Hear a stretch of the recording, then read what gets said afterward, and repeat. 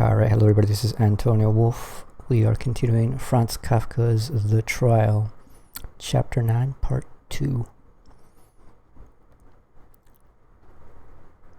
Last time, Kay was told that he needed to accompany an Italian, or Italian, to show him around a church and act all posh and, talk about the meaning of art.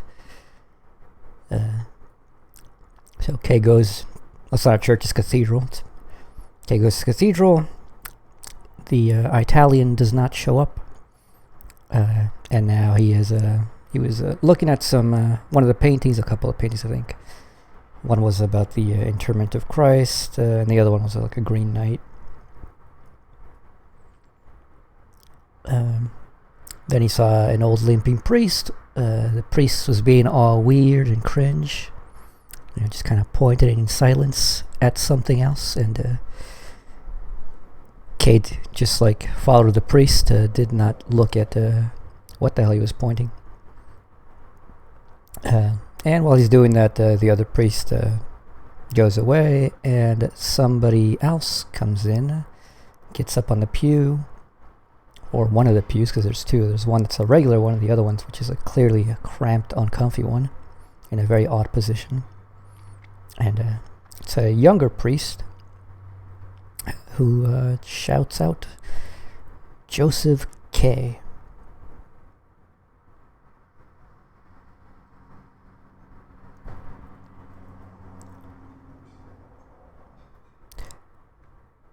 So continuing, starting here. Actually, I'll just read the last sentence on that. A powerful and experienced voice appears to the reaches of the cathedral, ready, waiting for him. But the priest was not calling out the congregation. His cry was quite unambiguous, and there was no escape from it. He called, "Joseph K." K stood still and looked down at the floor. Excuse me. In theory, he was still free.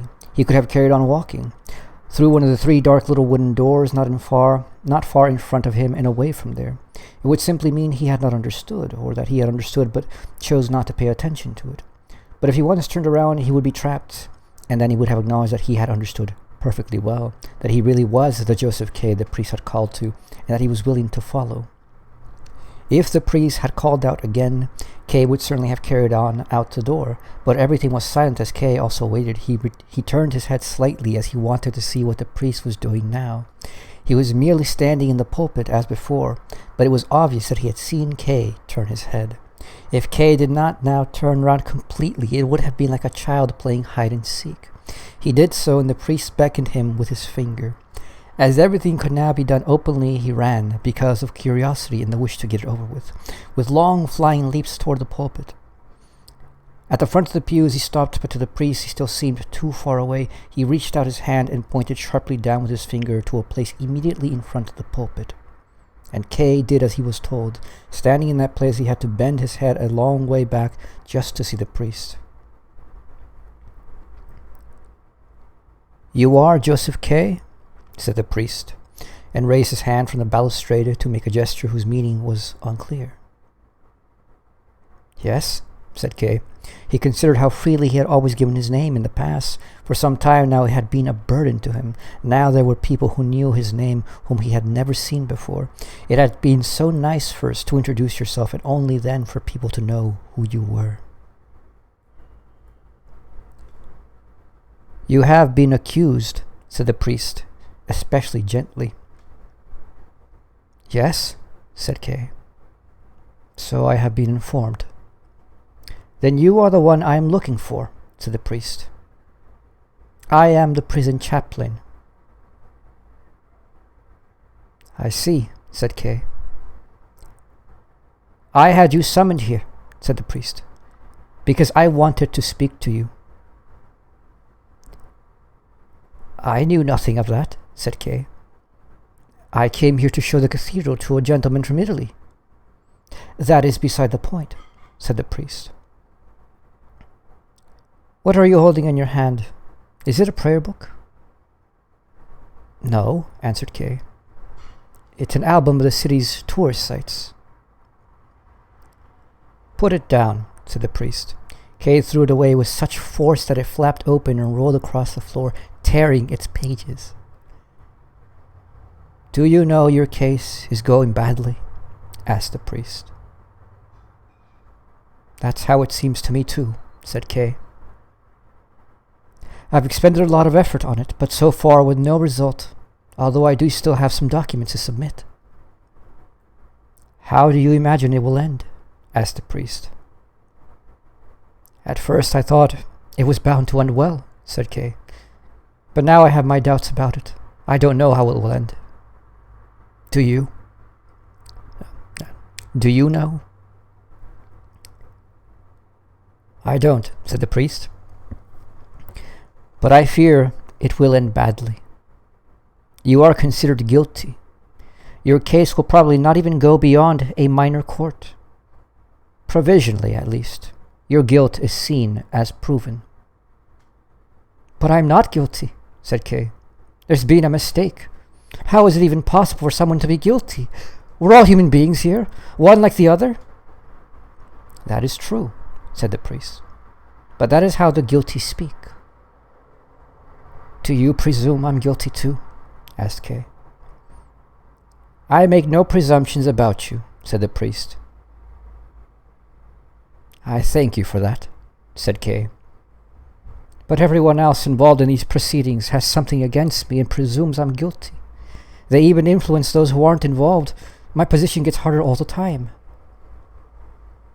You don't understand the facts, said the priest. The verdict does not come suddenly. Proceedings continue until a verdict is reached gradually.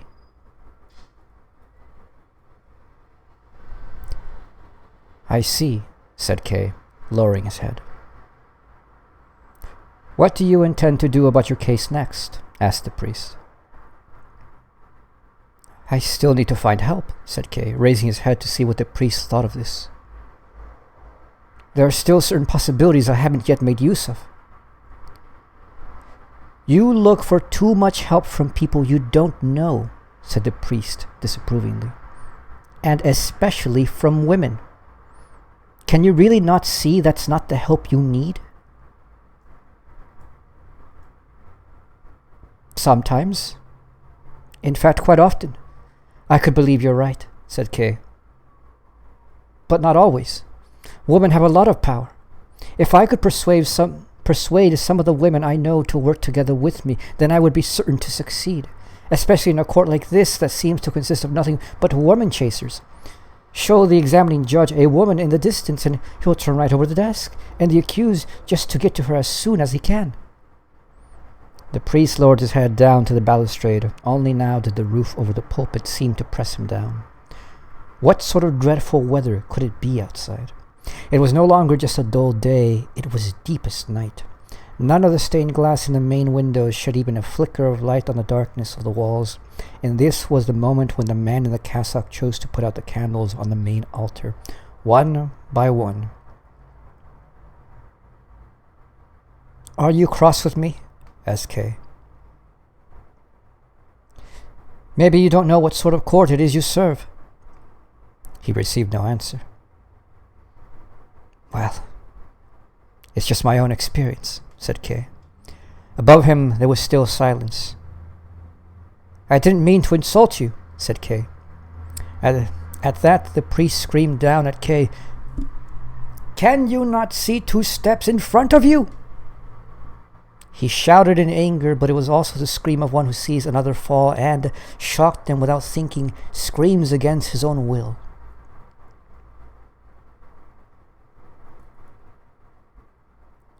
The 2 men then remained silent for a long time. In the darkness beneath him, the priest could not possibly have seen Kay distinctly, although Kay was able to see him clearly by the light of the little lamp. Why did the priest not come down? He had not given a sermon. He had only told Kay a few things which, if he followed them closely, would probably cause him more harm than good. But the priest certainly seemed to mean well. It might even be possible, if he would come down and cooperate with him, It might even be possible for him to obtain some acceptable piece of advice that could make all the difference. It might, for instance, be able to show him not so much to influence the proceedings, but how to break free of them, how to evade them, how to live away from them. Kay had to admit that this was something he had had on his mind quite a lot of late. If the priest knew of such a possibility, he might, if Kay asked him, let him know about it. Even though he was part of the court himself, and even though, when Kay had criticized the court, he had held down his gentle nature and actually shouted at Kay.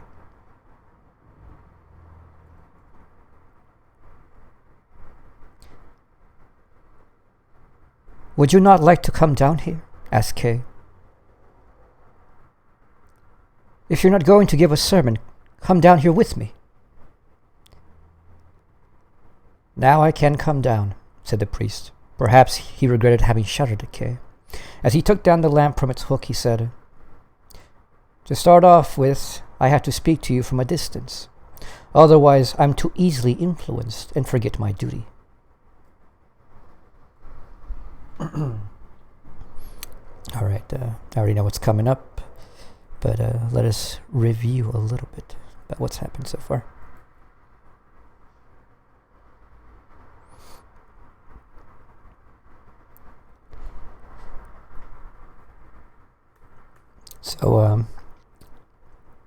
So the priest tells Kay that he had him summoned there, which to me speaks of the fact that this was the whole Italian thing was a ploy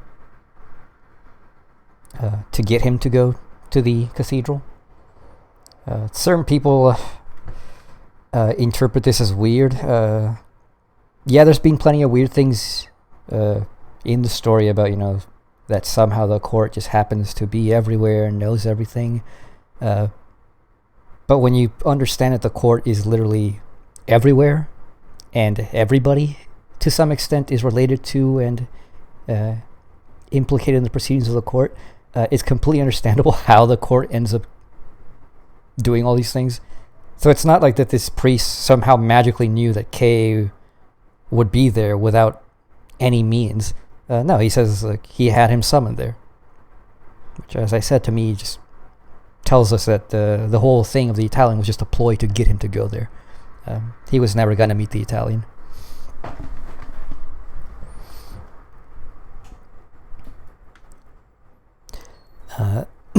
The other thing, of major importance here is, I think there's only a few times so far in the story that Kay has reflected upon the fact that he could ignore things, or at least he thinks, rather he believes he might have ignored things and he could have just moved on. Now I'm going to go on a bit of a tangent here because I was thinking about this today. I'm started doing a write-up because not everybody's going to be listening to this 14-hour long or maybe even more series of readings. So I'm going to try to boil it down to a 1 hour maybe. Depends how much there is to say about it. 2 hours as presentation. Hey, well, there's people listening right now, though. We respect you. You have a lot of patience. You've passed your trial, if you're listening. Yeah, no, you haven't, but I know one person at least has been watching all these. Appreciate them. Yeah, they comment on most of the videos, which has been interesting. But what was I going? Yeah, okay. This idea that had Kay just ignored this, at the very beginning of the story, what do we have? Kay says, he thinks that he has in the back of his mind that had he just ignored these people, none of this would have happened. Had he just laughed at the policemen who came to arrest him, they wouldn't have done anything. They would have gone ha ha ha, yeah, you got the joke, and left him alone. There are elements that make that true, but it's not true in the sense that I think most people who take that view, which is a comical view, that there's a comic element to this, in which it's clear, yes, that the trial, and Kay has remarked on this himself a few times, that the trial is something he's cognizant he brought it upon himself by taking this seriously. The question is, to me, what is this really something to do with like what he consciously would take seriously or not? My view is no, it isn't. There is no way that he could have actually ignored this trial in any way whatsoever, because the trial is not something about your mental attitude towards things. The trial has to do with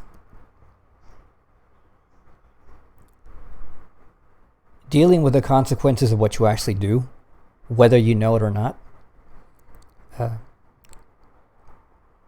Kay, because he's very uncomfortable with the idea that he's not in control of things, wants to believe that he might have somehow, that there's some way in which like he just fucked up with dealing with the court the wrong way. But clearly that's not the case. Throughout the story, you've already had it explained to us multiple times. There's nothing you can do with the court. The court is nothing but a giant red herring. People who focus on the court have completely misunderstood the point. And they're the people who get stuck in protractions and deferments. And don't ever move on. They're stuck in the trial precisely because they don't get what it's about. They don't understand that it's about themselves. And the court is just a formal appearance. So given that Kay is guilty, and have we discussed, I actually don't think we've particularly discussed exactly what he's guilty of. I mean, we've kind of outlined the multiple ways in which he's clearly like a terrible person and how this implicates him in guilt. But I don't think I've given a concise concept of how all these things come together.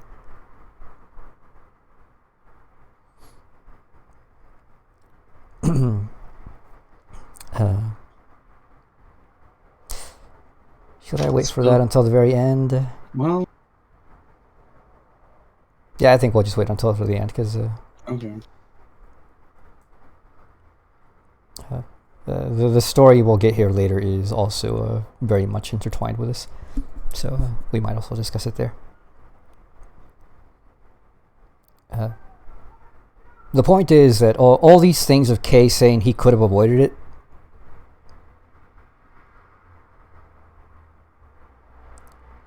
my understanding, my comprehension of this, in like looking at the totality, what this story means, what thematic it's playing out, what's the concept, there's no way he could have avoided it.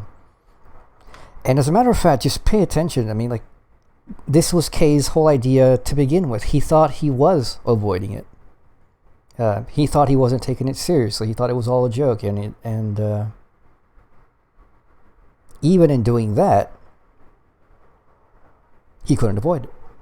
Eventually, the guilt just got to him, despite the fact that all the way up to now, he's adamant that he's not guilty.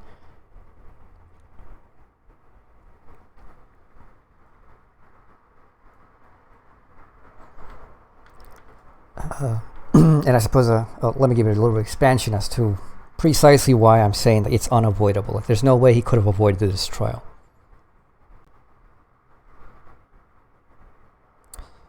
If you got a problem in your life, ignoring it doesn't make it go away. Maybe the problem wouldn't have manifested itself in the form of this trial as a formal proceeding that he was aware of. But it would have manifested as a trial of some sort anyway. But not just any trial. Every trial is particular to its guilt. Kay is a terrible person. Actually, I'll just say a little bit. Part of Kay's crime is that he isn't properly a person. Like, he fails to be a person in many significant ways. And when you have a failure of this kind, when you have a guilt of this kind, You can't ignore it. If a fucking belt in your car snaps, like for example, I had a fucking 2 belts snapped in my car a week and a half ago. The car was still running. The equivalent of thinking that I could do what Joseph K does, which is I could have just like ignored it, despite seeing some kind of obvious warning signs. My car was telling me in these blaring lights that something was very wrong. I could have just kept going. The guilt in this case would have been the actual objective fact that my belt snapped, and that that car was gonna break down if I ran it any more beyond a certain point. In this case, had Kay ignored or tried to ignore the guards at the beginning of the story, it would still come get him in the end. Because the nature of the trial is him. It's his problem.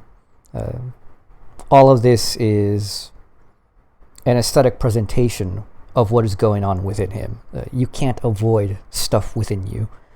You can't avoid the problems objectively about you. But at the same time, there are like hints in the novel that, okay, the solution isn't avoidance, but there is like, you should probably step back a little and not take it too hard.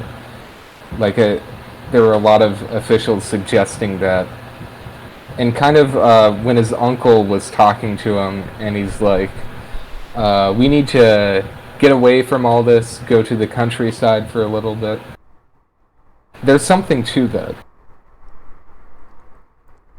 Yeah, that's stepping back, but it's not being indifferent. Like, to ignore is to be indifferent. Not taking too hard is realizing it's there, and literally just not taking it too hard. You do what you can, and what you can't, well, oh well. Yeah, and you aren't afraid of it. Indeed. So here, I brought that up because obviously Kay has this little moment again in which he's like, if only I didn't turn around, I could have just walked away and all these other things. And there's something, and every time he says this, he ends up doing the opposite. He ends up putting himself in a position where now he's stuck in. But it's always him. They don't force him, but it's always him. It's because it's in him. The guilt makes him turn around. The fact that he knows, and then the weird thing is he always makes excuses, whether he does it or whether he doesn't. If he doesn't do it, he makes some excuse as to why he didn't do it. If he does it, he makes some excuse as to why he has to do it. This is another part of his guilt. He just can't take fucking responsibility. Something always is conditioning him. Something is always the thing to blame for why he has to do things in any fashion.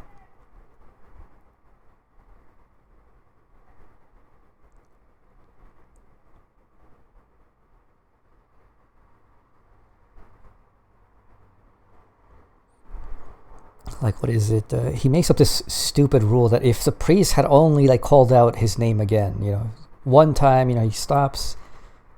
He's kind of curious. Is it me? Is it not? Does he know that it's me? And and I suppose that he thinks that had the priest called out again, it would have been one.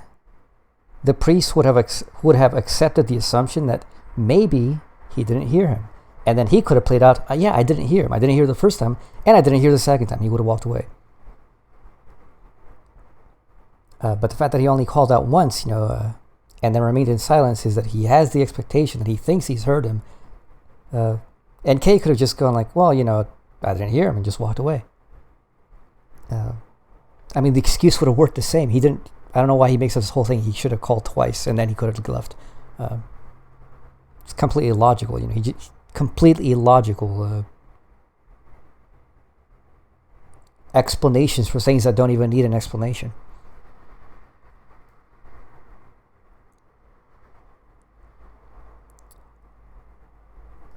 Indeed. All right. The interaction with the priests here is unique so far. This is the first official of the court of any capacity with whom Kay seems to have some sort of respect and kind of, I don't know, would you call it fear? It's not quite fear. But he's acting like a bit timid towards him, which is not what he's done before towards anybody. Which you can take as a sign that the trial has definitely worn him down at this point. The shit-talking, smug K at the beginning of the book is no longer there. He's not sure of himself anymore. It seems like he's getting to the point where other defendants were at the first time he went to the court offices, where they couldn't answer basic questions. They were just kind of out of it, dazed, just wasted as persons.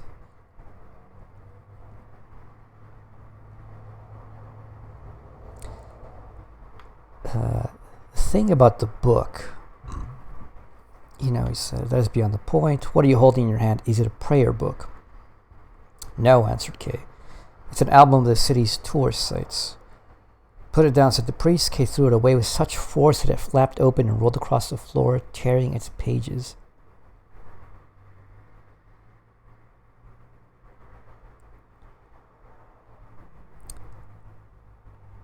That seems significant to me, but I'm not quite sure what it's significant of.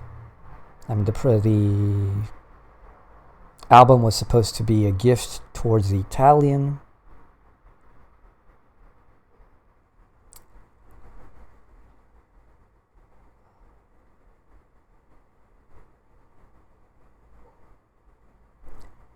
I mean, this is a stretch, maybe.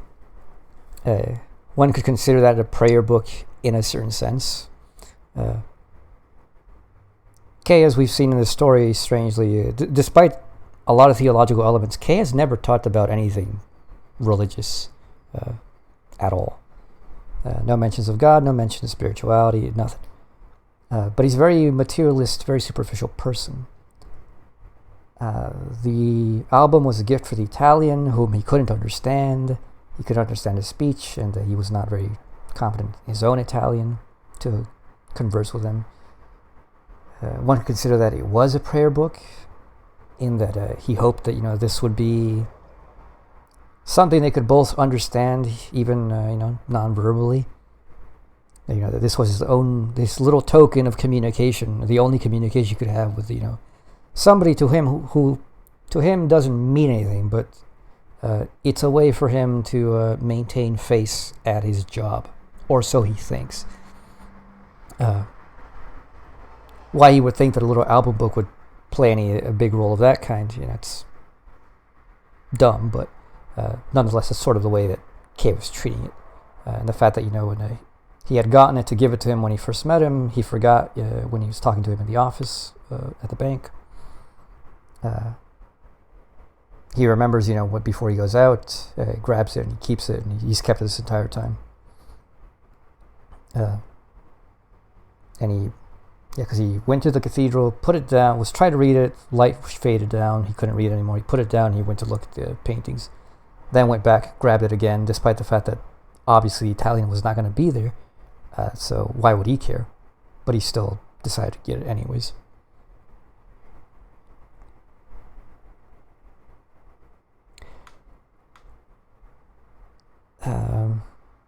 There might be a secondary aspect of meaning to this, in that it's albums of the city's tourist sites. Depending on how aesthetic that is, it could work as a symbol of a prayer book as well. Because as we will see, the paintings in this cathedral have a deep significance to this story.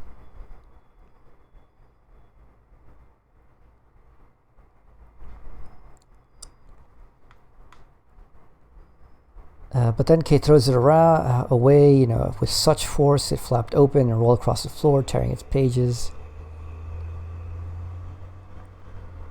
That's both for something that he has paid attention to this much, despite how much about nothing it is in the end.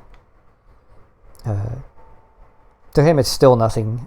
He's invested some effort in this whole visit, but he didn't even care about it really in the end.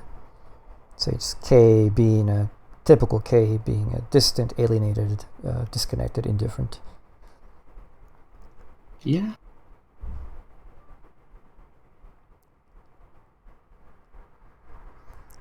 If you remember last time, the reason he was sent to the Italians supposedly was that he was well known for his knowledge of art, being cultured, which Kay himself admits is a lie, because he doesn't actually care about it. He just knows some very superficial things. So it shows both his indifference to it and violent indifference. I mean, he threw it away with such force. It's like, this thing is garbage, just throw it away, flips there and tears his pages.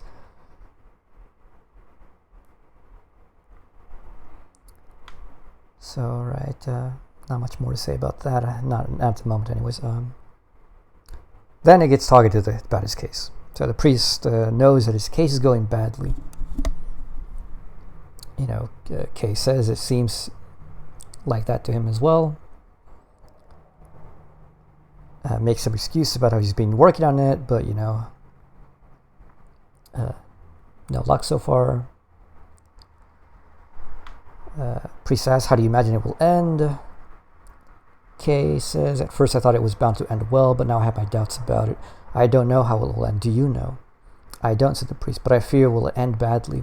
You are considered guilty. Your case will probably not even go beyond a minor court. Provisionally, at least, your guilt is seen as proven.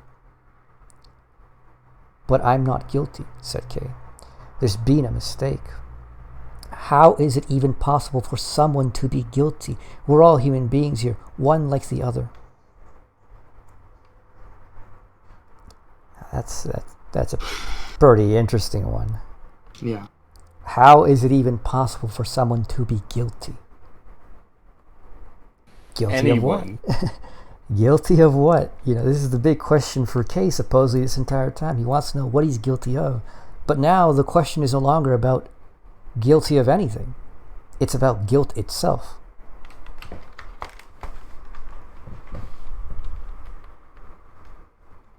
Mm-hmm.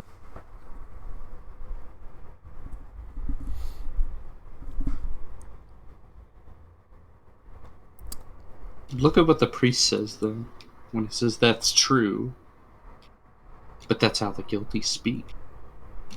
He's the... He isn't saying it's true that you're not guilty. He's saying the last sentence you said was true. That's true. We're all human beings, one like the other. We're all subject to sin and folly. How could one even be guilty when, everyone is subject to some sort of sin and folly? If you acknowledge that and you still do it, then you're extremely guilty. Yeah. Yeah. It's an incoherent statement. He's like, it's not incoherent actually. It's just it's a fragmented statement. It's not clear how those two things even connect. How is it even possible for someone to be guilty? And then we're all human beings here, one like the other. Well, what does that have to do with guilt? Beyond, he's of course, saying because we're all subject to being, sinful or. Well, that's the implication. We're all guilty, so none of us are guilty. Yeah, we're all guilty of something. Therefore, how could anyone particularly be guilty? I don't know. It's just his weird logic, Yeah. Like it's. It doesn't make sense, but he's trying to make it make sense, Yeah. And the implication is here, yes, it's about original. This one particularly implies original sin.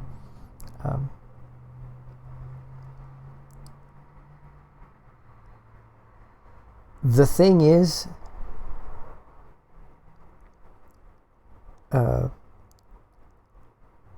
I don't buy that interpretation generally about this story. I do think that it's about original sin. Because it's about his guilt. Yeah. Some people interpret this, and it's a better interpretation than the bureaucratic one, but his guilt is not a general guilt. We know exactly what he's guilty of. Right.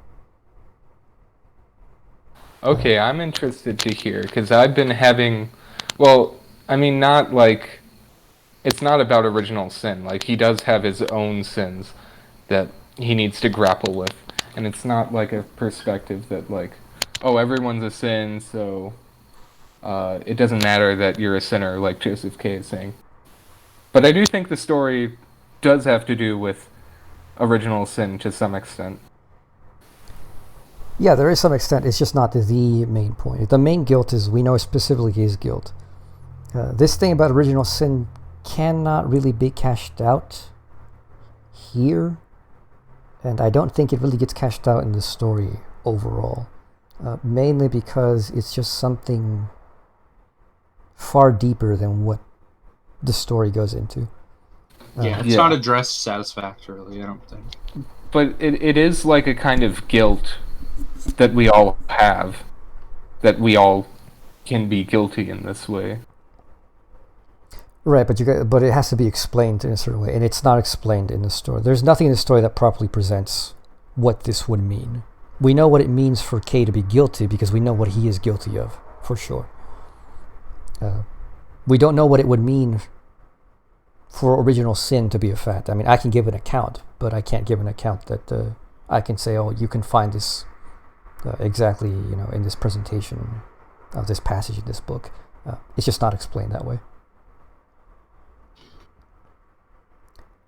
But I think that the Kay's turn away from what am I guilty of to what could anybody be guilty of, like from specific guilt to the question of just guilt in general, is a very interesting one.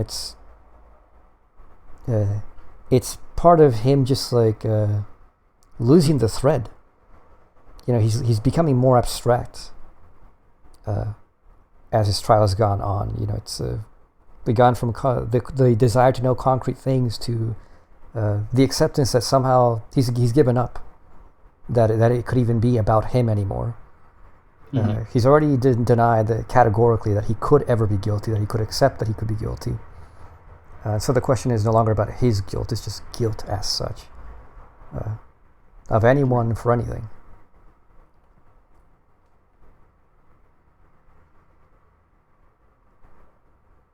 This whole thing, I'm not guilty, there's been a mistake.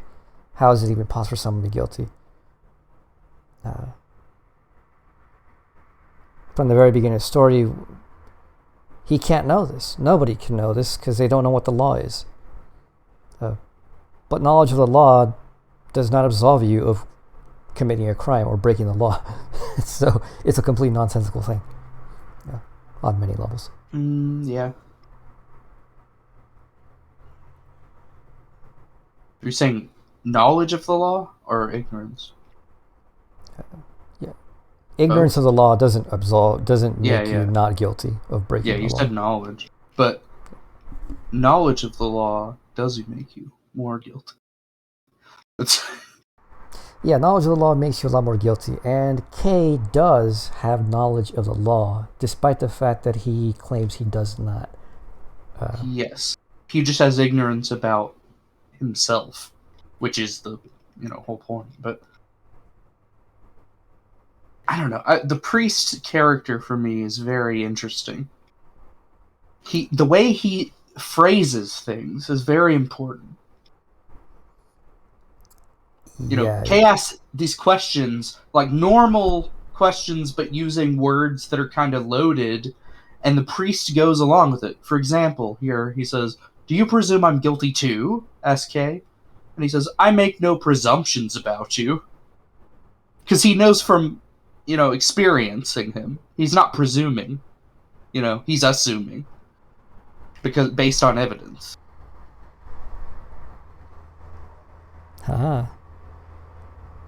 Look at every line. Every interaction between the priest and Kay. is like this. Yeah, I noticed that He always distinction. asks, how do you imagine it will end? And he's like, do you know? And he's like, I don't. But I fear it will end badly. You are considered guilty. Because he knows. He doesn't know everything. He's not omnipotent. So I don't know how it will end. I just know that it will end. That's how I read it. I don't know. Maybe I'm reading too much into it. No, that's This interesting. character is very interesting to me. Yeah, that's very interesting. So, let's see. The presumption thing, I thank you for that. But everyone else involved in these proceedings has something against me and presumes I'm guilty. They even influence those who aren't involved. My position gets harder all the time. We know this is entirely false. Yeah. I don't think I need to explain this if you've read this book and paid attention, and if you've listened to the commentary so far. This is absolutely false.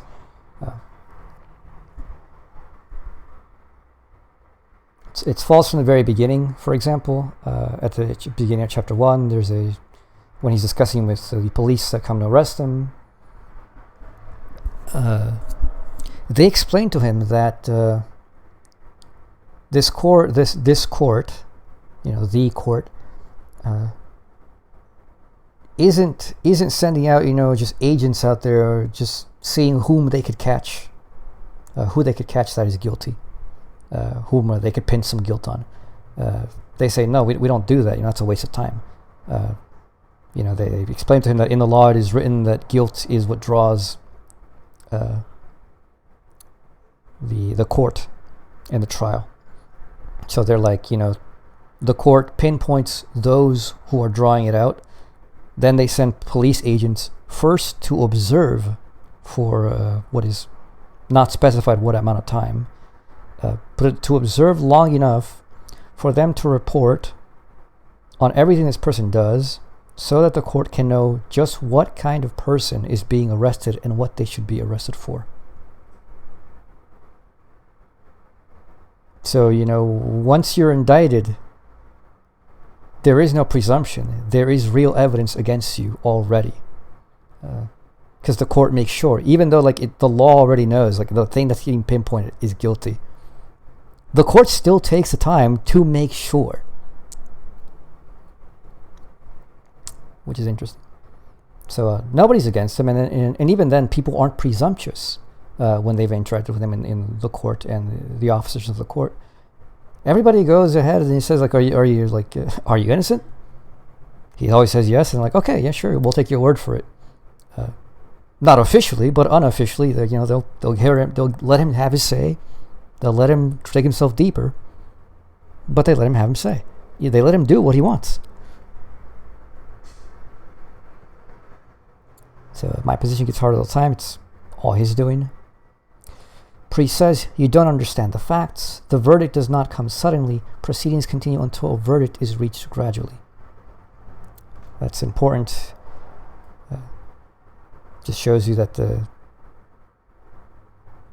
K and all the defendants are under this assumption, which is a presumption really, no basis whatsoever, that there will be a court date and that the trial will happen on that date and then they will be judged and hanged.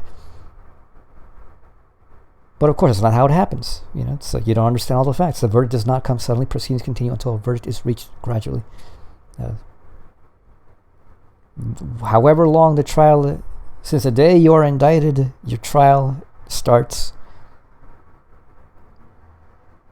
And however long that is, that's the date of the beginning of your trial, the date of the end of your trial. And it's just every interaction, everything you do in that meantime is evidence pumped into the trial. Evidence which has no external jury. In reality, the evidence is, in a way, the evidence of the fact, which is the fact itself, which is the deed itself, the activities, which are themselves the judgments which are themselves the trial. It's the whole thing is one gigantic process in which nothing is like individually abstracted from each other. It's one single process manifest in a plurality of forms or aspects. Every person that Kay's an asshole to, every person that he's snubbed, every stupid mistake that he's made of misunderstanding, misinterpreting, well, every single one of those is one further piece in the judgment. Minor judgments building up to one final judgment.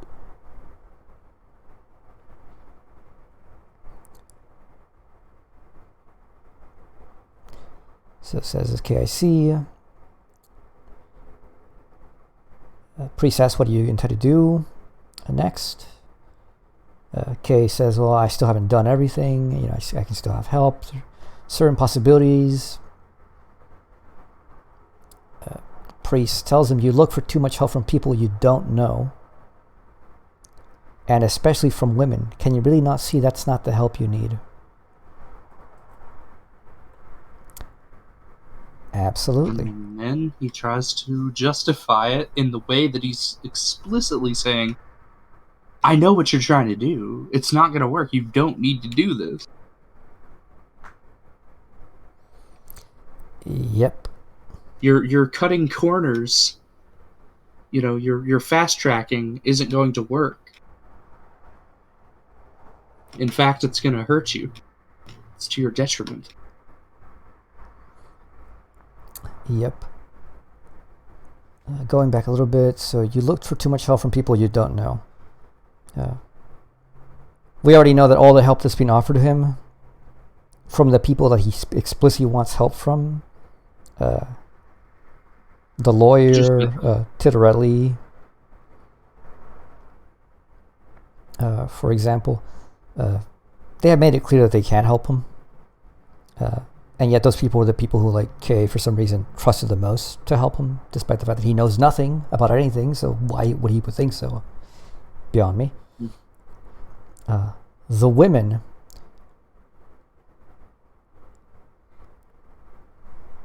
as far as I know, the women are the only ones who actually offered him genuine help, but it wasn't the help he wanted. So when he rejected that help, then they became pure temptations, which became part of the negative side of his trial.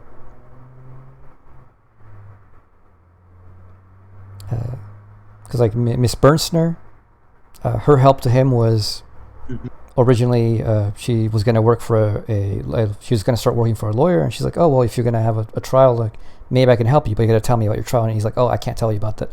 And then she's like, well, okay, fine. Then he's an asshole to her, sexually harasses her. Then she doesn't want to talk to him, and then she still is nice enough to send a friend who gives Kay the message of, you're an idiot, you need to stop. It's not helping you. You need to shut the fuck up at some point. It's not helping you. Multiple people tell him to shut the fuck up. He doesn't.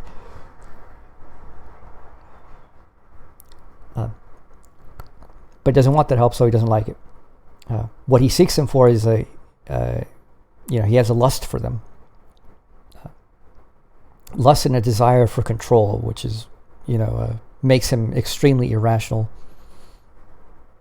What is it? The washerwoman. But he says women are powerful. Bullshit. Well, bullshit that's what he thinks. Just to be clear, I'm not a misogynist. Women are so powerful. Yeah, his actions speak differently. What was it? The washerwoman, she helps him by letting him look at the judge's books. He doesn't appreciate that help, and then he just wants to use her as a way to get revenge at a perceived slight insult from the judge, which was only a perceived insult because the judge didn't care.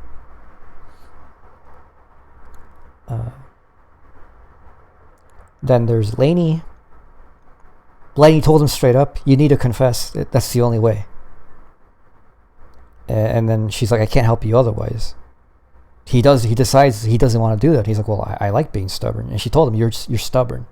That's the best part of your problem. And he says, I like being stubborn. And, could you still help me? And she's like, no. And immediately after she moves away from being a help to being a liability, in which she starts, being yet again another temptation, taking his mind away from the things that are important. Yeah. So it's not that these women were specifically placed in his way just to be stumbling blocks. Since the fact that he's obsessed with women, he's a womanizer, it was one of the ways in which the court tried to help him. Okay, fine, we'll send these messages through these fucking women.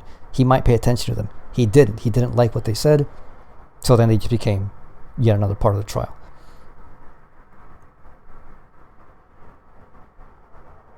So, can you really not see that's not the help you need? Yeah. The problem isn't that they're women, in and of themselves. It's that his relationship to them reduces them just to women, not as, people that actually could help him. Because he rejected their help and then he tried to sexually harass them. Therefore, the especially from women is justified. Yeah.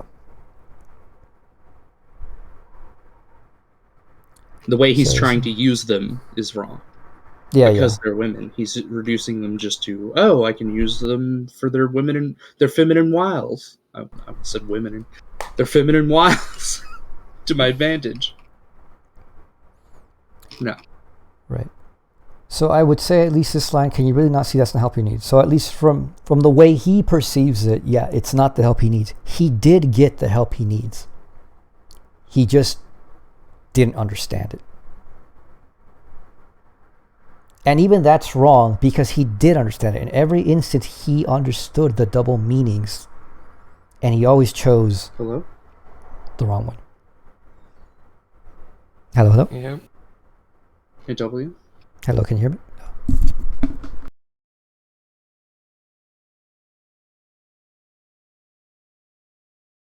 Testing, 1, 2, 3. Okay, you're back. Okay, what was I saying? Did I say double meanings? No, you didn't say anything. What's the last thing you heard? Me talking. Talking about their feminine wiles. Okay, so I was commenting on when he says, "Can you really not see that's not the need your help? That's not the help you need." Sorry. Just want to comment that he did receive the help he needs. He just didn't recognize it, especially from the women, because they gave him the keys. Well, they didn't give him the keys explicitly. They gave him access to the keys. Yeah. To understand his own plight. He didn't like it, and he decided to ignore it.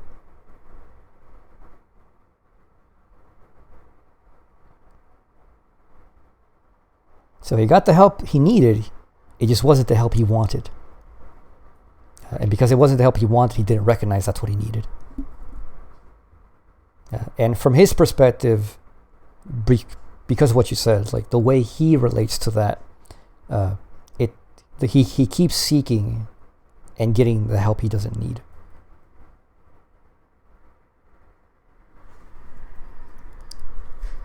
Then Kay says, sometimes, in fact quite often, I could believe you're right, but not always. Women have a lot of power. Here's somebody who's part of the court telling him how things roll. And here's Kay trying to teach him something back, as if he knows anything, which he doesn't.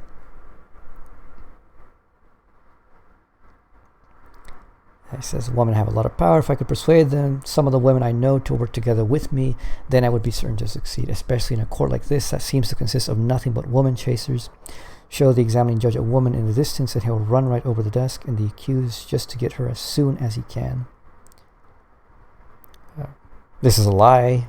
There's no basis for this.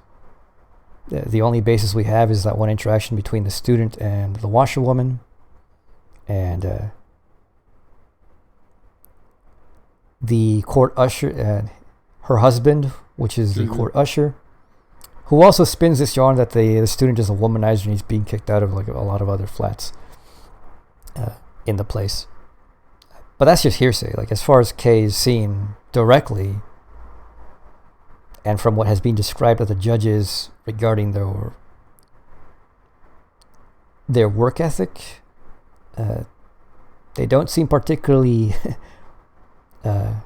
moved by women. And by the fact that Kay's already been told multiple times by multiple sources, nobody knows how to influence the court.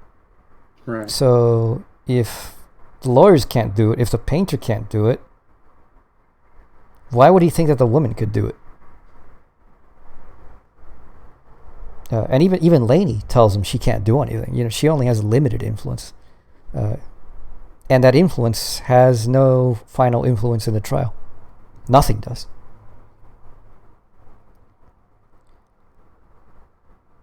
Right, but he does have a basis for thinking that, not that they could be influenced, but that they are women chasers, because he misinterpreted an anecdote as the judge being, like sexually attracted to one of the washerwoman, I think.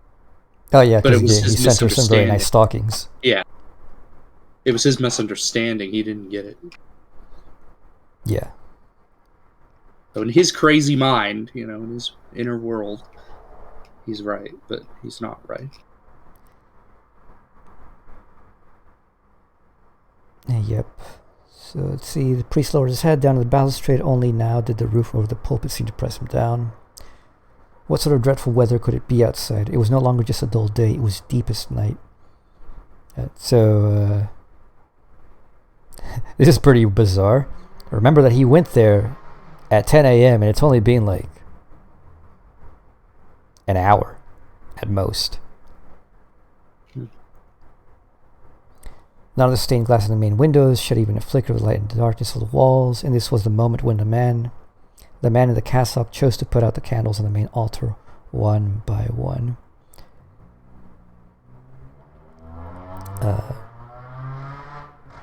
To me, this is symbolic of not only is this reaching the depths of his despair, this is reaching the bottom of his trial. I mean, we already seen that Kay's to an extent being broken down already. But not broken down enough that he will admit his guilt. He's still adamant to deny it. But it's not only a despair. It's not a despair in the feeling of despair only. It's a despair of the objective kind in which Kay is becoming more and more blind to his own reality. Despite the fact that he's further and further into the trial, where things are intensifying to a point where he should have wisened up to what's the problem. Instead, he's doubling down and becoming even more blind. So, that's how I interpret the darkening.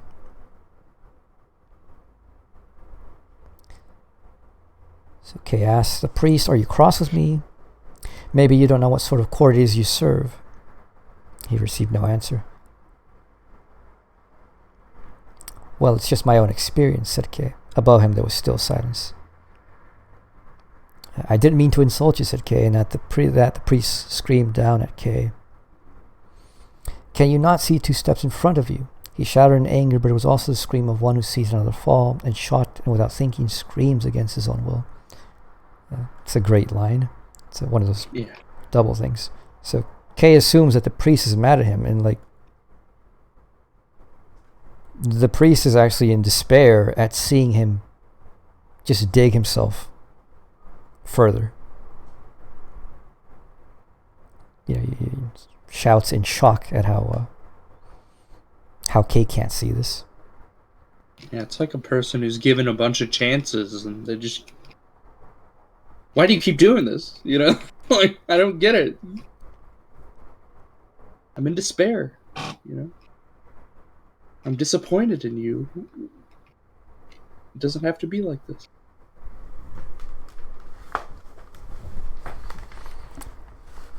Yep. Yet again, the whole thing, he asks the priest if he's mad with him, he's cross, And he's like, you don't know what court you're working for? He's like, well, it's just my own experience. It's just like the single person from the court that Kay just doesn't get a one-up with. Like, he doesn't have this big macho energy he had before.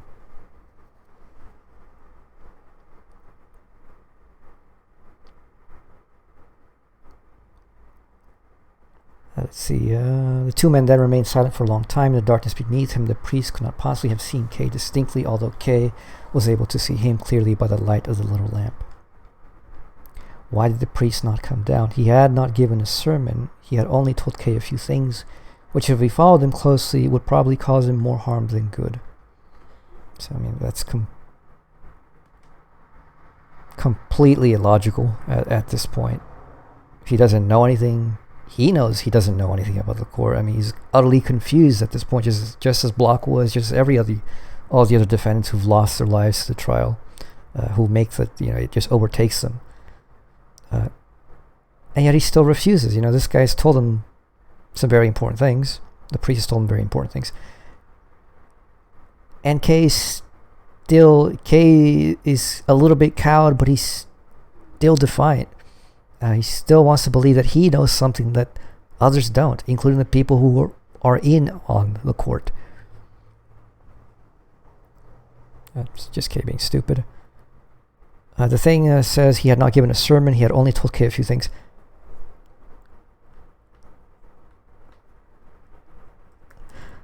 Let's see, what is his definition of a sermon specifically? Because it seems to me what he did with Kay was basically a sermon. See, a sermon, a talk on religious or moral subject, especially one given during church service and based on a passage from the Bible. Or a long or tedious piece of admonition or reproof, a lecture. Oh, that's in the pejorative. That's just like, don't sermon at me. Yeah. The great opinion, as I've heard it be called.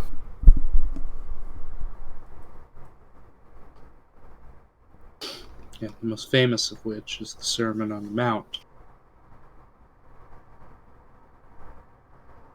in Matthew.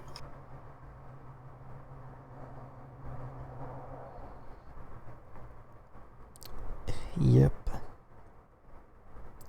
I don't know, I think you could still count it as a sermon, short and sweet as it was. Mm-hmm.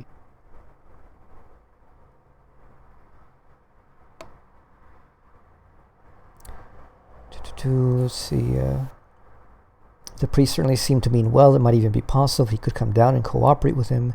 It might even be possible for him to obtain some acceptable piece of advice that could make all the difference. It might, for instance, be able to show him not so much to influence the proceedings, but how to break free of them, how to evade them, how to live away from them. Kay had to admit that this was something he had on his mind quite a lot of late. If the priest knew of such a possibility, he might, if Kay asked him, let him know about it, even though he was part of the court himself, and even though, when Kay had criticized the court, he had held down his gentle nature and actually shouted at Kay.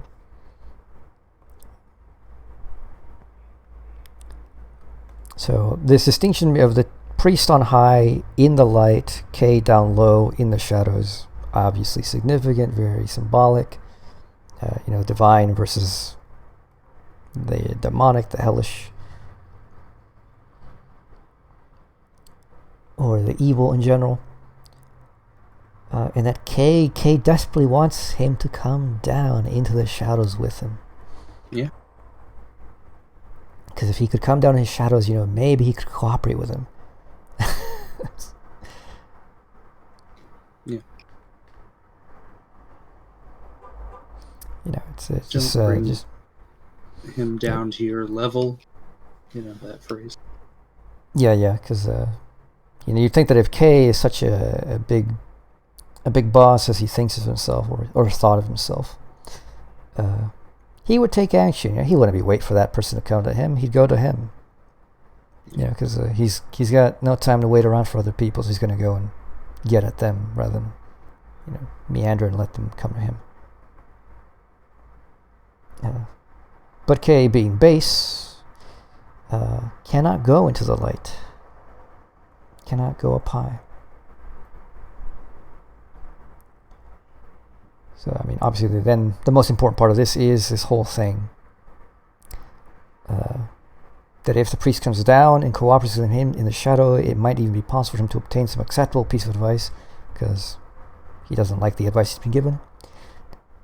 It might, for instance, be able to show him not so much to influence the proceedings, but how to break free of them, how to evade them, how to live away from them.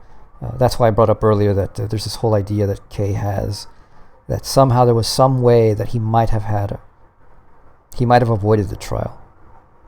And this is another one. And you can't. It's just not possible.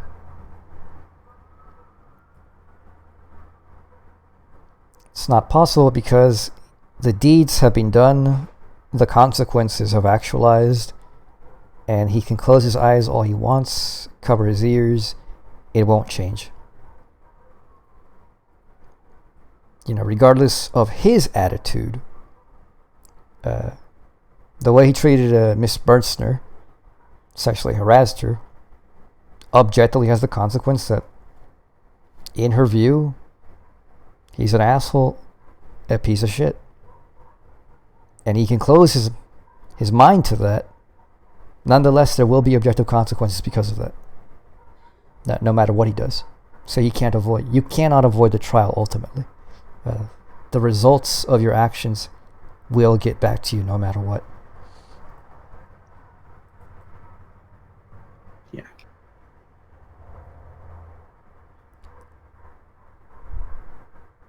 Then at the end of that, Kay thinks that, because he criticizes the court, the priest got mad at him and yelled. Yet again, him misinterpreting.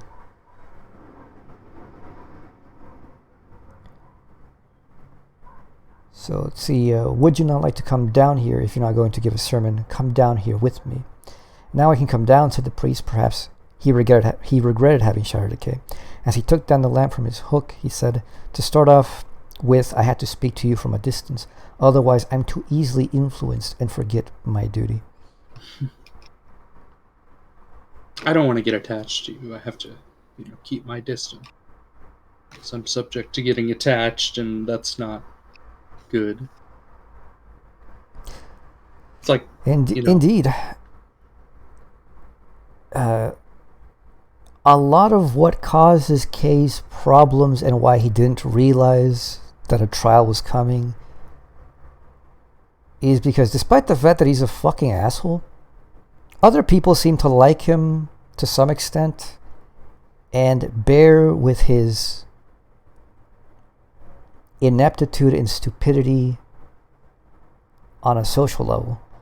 And so they lie to his face all the time about how smart he is and how good he is and what a great person he is. And I don't think that's done out of evil. It's people being polite to a certain extent.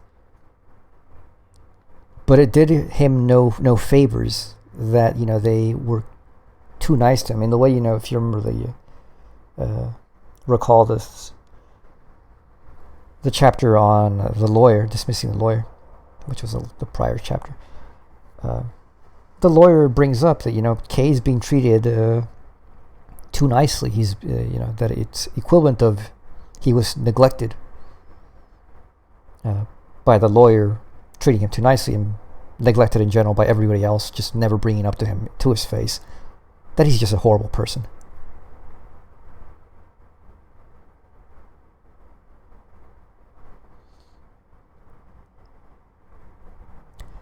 And part of that, I think, is indeed due to how closely one is attached to such people. You're willing to deal with your friend being an asshole as opposed to some stranger.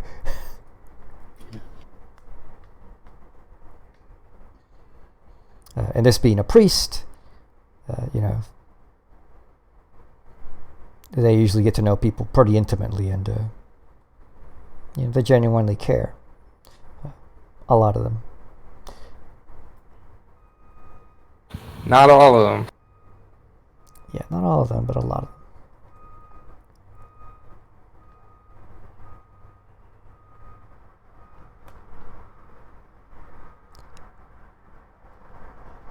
Alright, Alright, let's continue. So Kay waited for him at the foot of the steps. While he was still on one of the higher steps as he came down them, the priest reached out his hand for Kay to shake. "Can you spare me a little of your time?" asked Kay. "As much time as you need," said the priest, and passed him the little lamp for him to carry. Even at a close distance, the priest did not lose a certain solemnity that seemed to be part of his character. "You are very friendly towards me," said Kay, as they walked up and down beside each other in the darkness of one of the side naves. "That makes you an exception among all those who belong to the court. I can trust you more than any of the others I've seen. I can speak openly with you." "Don't fool yourself," said the priest.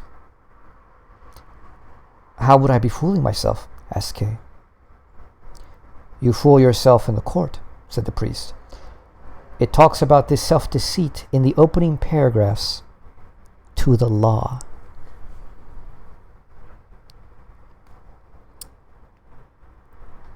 Alright, here comes probably the most important passage of this entire book, quite frankly. As a passage. Don't have a good translation for the first line.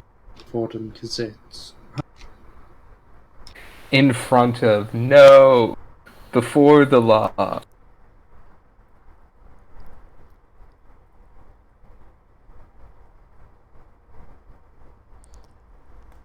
In front of, before. No, but before is better because it has more metaphors and meanings to it. Alright, where's the other translation? So we'll read out of that one.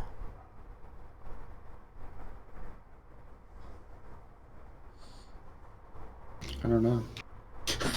But you could just say before. Alright. So, "You fool yourself in the court," said the priest. "It talks about this self-deceit in the opening paragraphs to the law. Before the law, there is a doorkeeper. A man from the countryside comes up to the door and asks for entry, but the doorkeeper says he can't let him into the law right now. The man thinks about this, and then he asks if he'll be able to go in later on. "That's possible," says the doorkeeper, "but not now.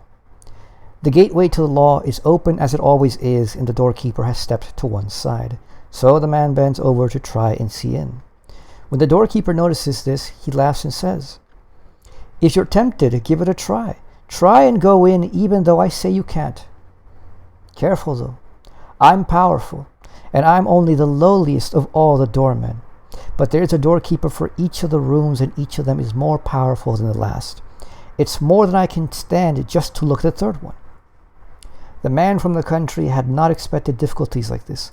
The law was supposed to be accessible for anyone at any time, he thinks. But now he looks more closely at the doorkeeper in his fur coat, sees his big hooked nose, his long, thin Tartar beard, and he decides it's better to wait until he has permission to enter. The doorkeeper gives him a stool and lets him sit down to one side of the gate.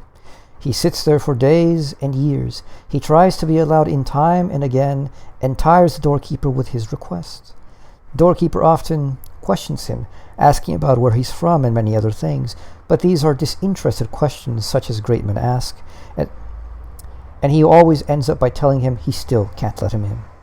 The man had come well equipped for his journey, and uses everything, however valuable, to bribe the doorkeeper. He accepts everything, but as he does so, he says, "I'll only accept this so that you don't think there's anything you've failed to do." Over many years, the man watches the doorkeeper almost without a break. He forgets about the other doormen and begins to think this one is the only thing stopping him from gaining access to the law. Over the first few years, he curses his unhappy condition out loud, but later, as he becomes old, he just grumbles to himself. He becomes senile, and as he has come to know even the fleas in the doorkeeper's fur collar over the years that he has been studying him, he even asks them to help him and change the doorkeeper's mind. Finally, his eyes grow dim, and he no longer knows whether it's really getting darker or just his eyes that are deceiving him. But he seems now to see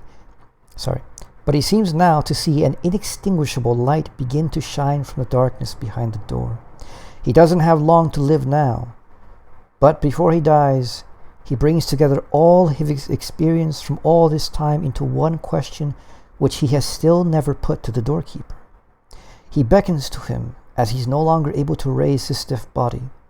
The doorkeeper has to bend over deeply as the difference in sizes changed very much to the disadvantage of the man. "What is it you want now?"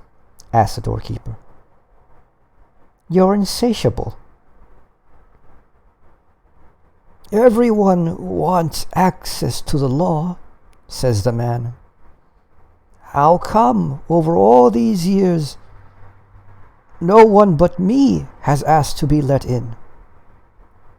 The doorkeeper can see the man come to his end. His hearing has faded, and so that he can be heard, he shouts to him, "Nobody else could have got in this way, as this entrance was meant only for you. Now I'll go and close it."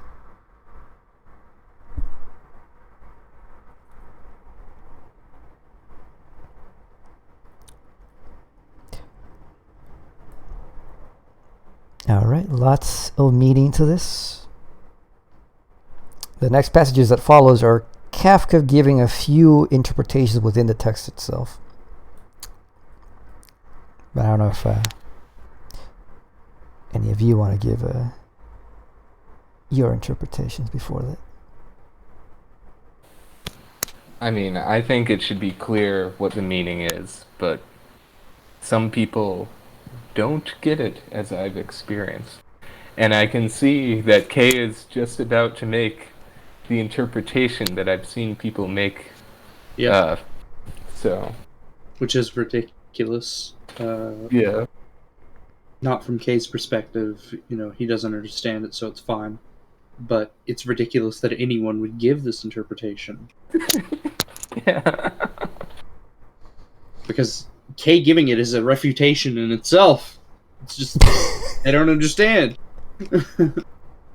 Well, I don't know, just the fact that, this entrance was only made for you. What do you fucking think that means? If you think this is about bureaucracy and the doorman cheating him. Come on. What the fuck does that mean? That the bureaucracy is there only to hurt you. Yeah.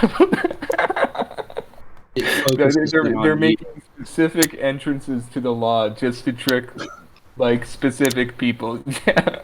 Josh, have you ever been to the DMV? They are personally hurting me. Yeah.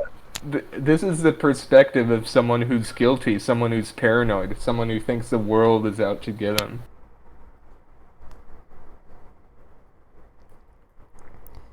Josh, give your interpretation. So just keep in mind the lines right before the parable starts. That the priest says, Kay says, "You are very friendly towards me. That makes you an exception among all those who belong to the court. I can trust you more than any of the others I've seen. I can speak openly with you." And the priest says, "Don't fool yourself." "Yeah, how would I be fooling myself?" asked Kay. "You fool yourself in the court." It talks about this self-deceit in the opening paragraphs to the law.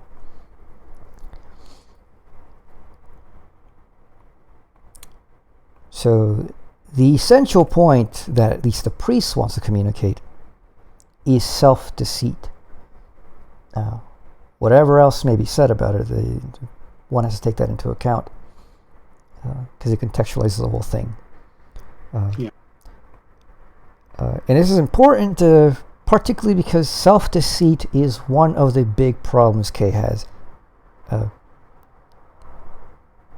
Kay is such a prolific liar that he buys his own lies. Like this one, "You are very friendly towards me. That makes you an exception among all those who belong to the court. I can trust you more than any of the others I've seen." That's a complete lie. It's wrong at every statement is the opposite. Yeah. He couldn't trust the painter. He could trust the painter? Titterelli? Well, he thought he could. And he still thought that, maybe he might use them for something, but, he never went through with it. Yeah. Same thing with the women. I have considerations about that, but I'm not going to. I don't know, go ahead. Nah, I'd have to, bring up, actual quotes to support this, so it's not a big deal. I shouldn't have said it. But you think you can find it. You shouldn't trust anyone, not even the priest? No. He could trust others. I don't think he could trust the priest as much as others. Not that the priest is lying about anything. The priest is being honest with him, but the priest is deceitful by omission. Whereas others are trying to help him. They're omitting things, but, they're genuinely giving advice. The priest is more just critiquing him. He's not really helping, if you notice. He's telling him, this is what happens, before the law. It's kind of... It's a hint, but it's not a helpful hint. I don't know. I mean, he is a chaplain. Yeah, he's the court chaplain. He knows more than he's letting on, clearly, I think. Well, apparently he's the only one that's ever read the fucking law, because he knows right, this, and nobody else does. Right, yeah, there's that sort of thing that flies by people, I guess. Oh yeah, this is in the opening paragraphs of the law. Basically. So yeah, I think you're right. The priest is not there to help him. The priest is there to let him know. And it's his final chance to awaken to his situation. But the priest isn't doing anything. He's not going to intercede for him. He's not going to try to influence anyone for him.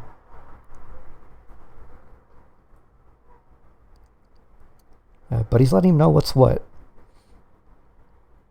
I'm just gonna say what I think about the priest. That he's one of the higher judges. Probably. One of the higher... But... You know how, who was it? Tittarelli or somebody said, no one's ever met a higher judge. Well, they didn't know. Yeah, because they don't know who they are. Exactly. They probably have, they just don't know.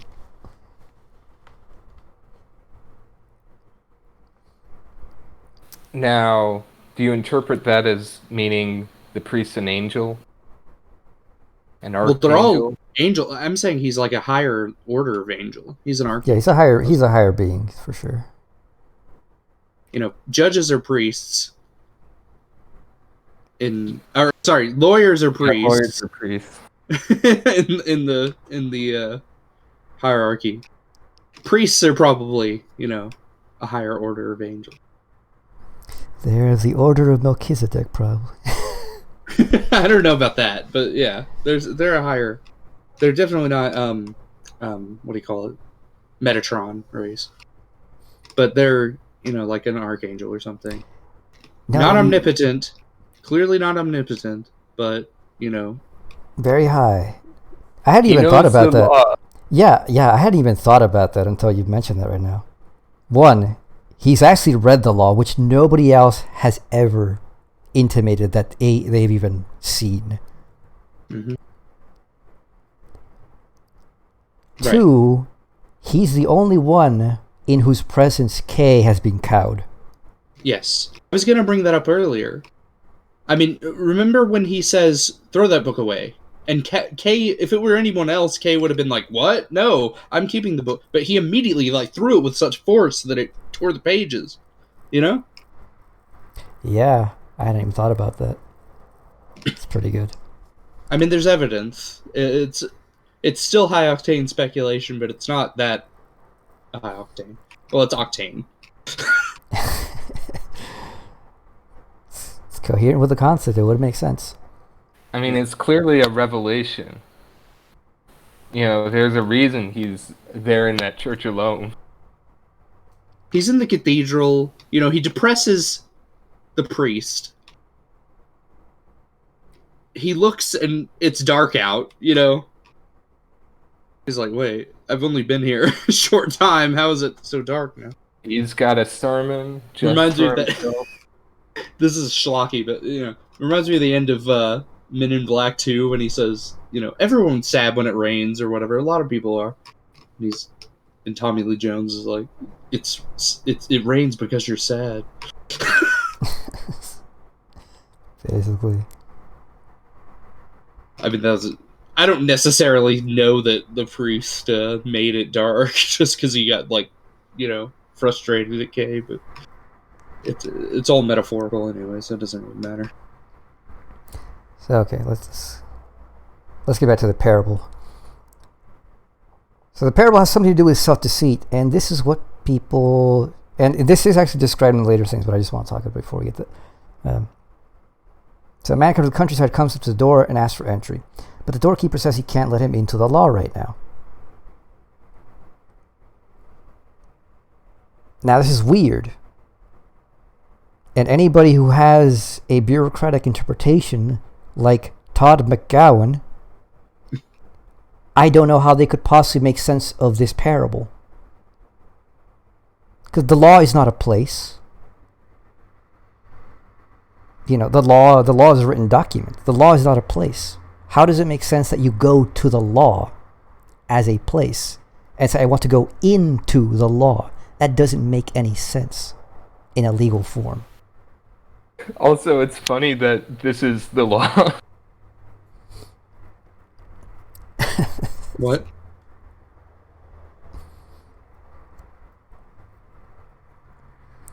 Well, What do you this mean? parable itself is the first paragraph of the law. I don't know, I find it funny.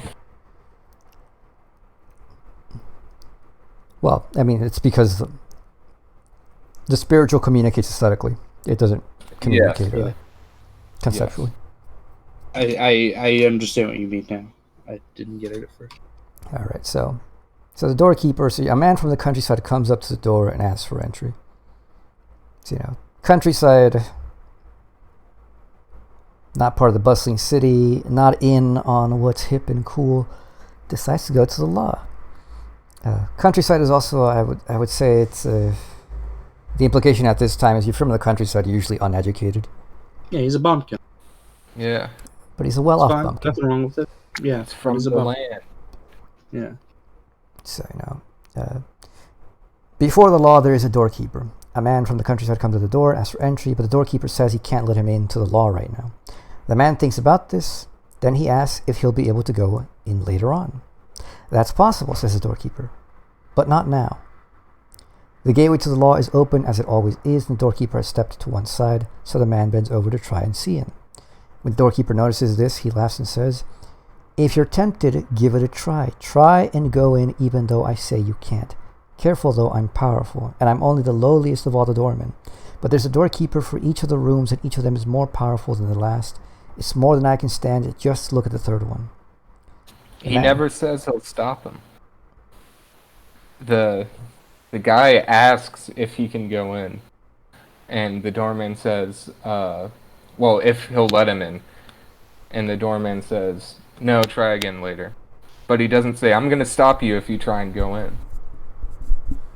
Yeah, but I think the implication is... Yeah, the implication is there. Yeah, there's an implication. He doesn't explicitly say it. But he doesn't say it. Yeah. And I think it's important that he doesn't say that. Maybe. He wants the man from the country to try him. He's specifically telling him to. Yeah, if you're tempted, give it a try. Try and go in even though I say you can't. Careful though, I'm powerful. And I'm only the lowliest of doormen, but there's a doorkeeper for each of the rooms, and each of them is more powerful than the last. It's more like instead you look at the third one. So the man from the countryside had not expected difficulties like this. The law was supposed to be accessible for anyone at any time, he thinks. But now he looks more closely at the doorkeeper in his fur coat, sees his big hooked nose, his long, thin tartar beard, and decides it's better to wait until he has permission to enter. Those darn Tartarians. So he's told nope. And he's like, oh, okay, I guess not. And I mean, like, obviously this guy's big. He's a tough guy, guarding the door. The visage itself, dissuades him.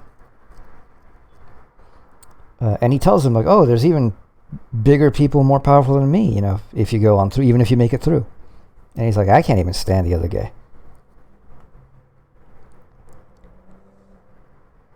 So the man from the countryside had not expected difficulties like this. The law was supposed to be accessible to anyone at any time, he thinks. And so, okay, I think we've said it already. I haven't said it explicitly already. The law is fucking God, okay? For anybody who had not already made the implicated link, the law is God. This whole thing is a theological metaphor, big time.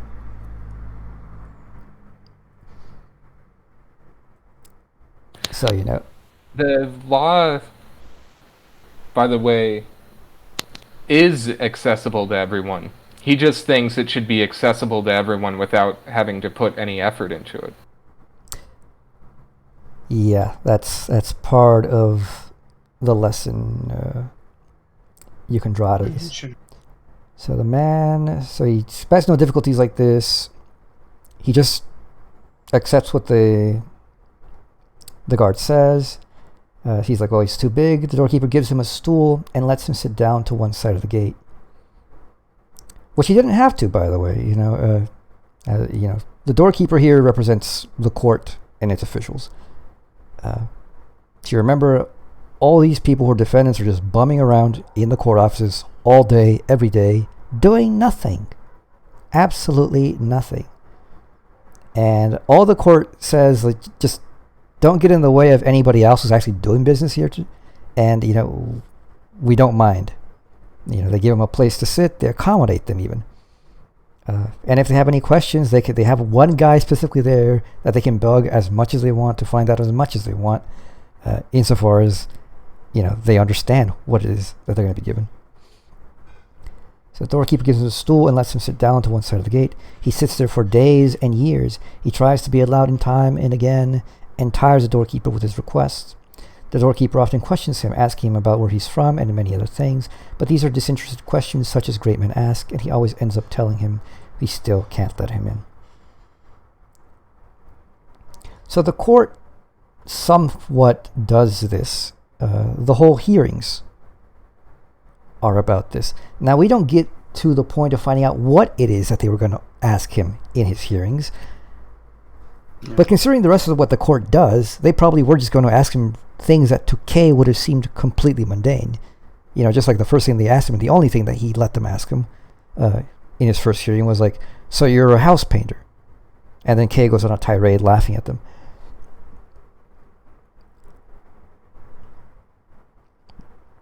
Now, there's a way in which disinterested questions would be the kinds of questions in which you don't particularly care about the question itself or the answer to the question itself, so much as how that person answers it.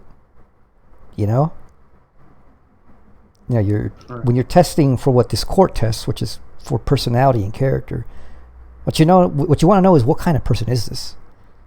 The details don't so much matter to the court as much as the how of the what.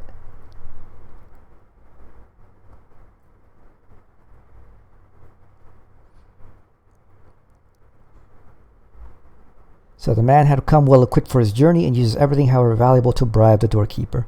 If we remember, Block is the one who's particularly engaged in using everything he's got, running himself into the ground financially, hoping that he can find some kind of in to game the court. So the doorkeeper accepts everything, but as he does so, he says, I'll only accept this so that you don't think there's anything you failed to do. And remember that Kay, despite the fact that he says he doesn't bribe people, Kay's obsession with turning every interaction into a transaction is basically the very concept of a bribe anyways, that, insofar as like he's like, oh, you did this for me, here's some money, which, for a bribe is just inverted. He's like, here's some money, now you're doing something for me, which he did consider when the The policemen were being whipped in his office closet.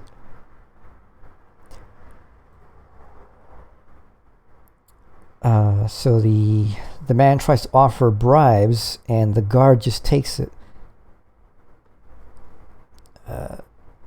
The lawyer doesn't ask for payment from Kay, doesn't need Kay's money. Kay still kind of acts as if, he's giving him... Kay seems to still give him money, but the lawyer doesn't particularly care. Kay offered Titterelli money. Titterelli didn't care. Nobody that's ever helped him ever asked him for money, and he keeps trying to give them money. And if they accepted it, they gave him something in return, but it's not for what they did for him.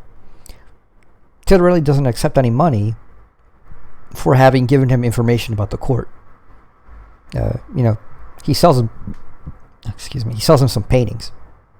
But that's not like for services rendered regarding his own trial.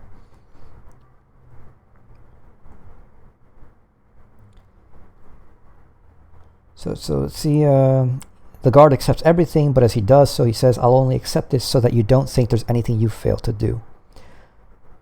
Over many years, the man watches the doorkeeper almost without break. Oh, but that also has to do with the fact that all these defendants are obsessed with turning in documents which the court has never asked them for, and the court doesn't do anything. They're like, "Okay, fine, you want to turn in these papers, we'll take them." And as far as they know, they're never looked at.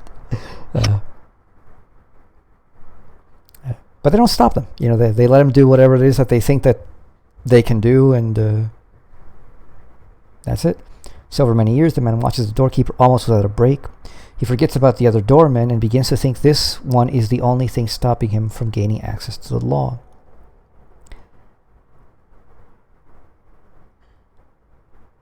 And this is indeed what happens with everyone who goes to the lawyers, and everyone who's obsessively in the court day in and day out. All of them have been told for sure, because if Kay's been told and Block knows and all the other people know, they've been told that actual acquittal is impossible. By any means of influence, nobody has ever gotten out scot-free from their trial. And they're being told apparent acquittal is not going to get you out. It's only apparent. And deferral is not going to get you out. It's just, protracts things. But at the end, you're gonna be found guilty. You're gonna be convicted. It doesn't matter how much you defer it. All these people who obsess about the court and its proceedings have gotten stuck at this point that they think the court is the guard, and that this one guard is all that stands between them and freedom, the law. And it's just not true. It's already been stated multiple times in the story. Lower courts can convict you, but if they convict you wrongly, your case will go up to the higher courts. You will get your appeal, and it's very rare, but it's possible. And nobody knows what the highest court is, but that's where the actual acquittals finally happen. So in order to get actual acquittals, you got to go through the appeals process, which is important.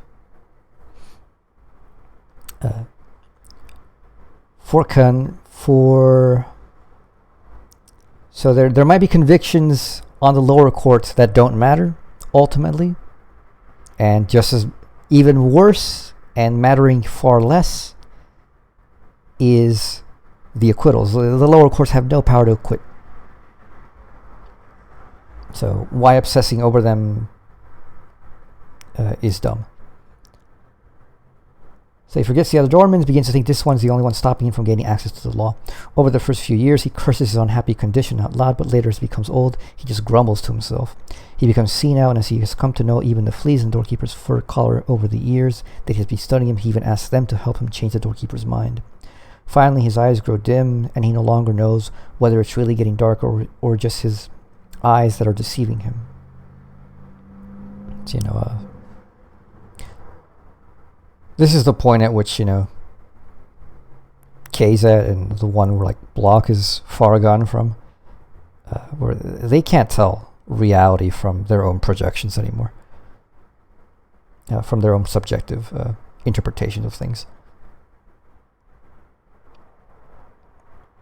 This thing about him knowing even the fleas on the doorkeepers for a collar, and trying to get them to sway the doorkeeper's mind.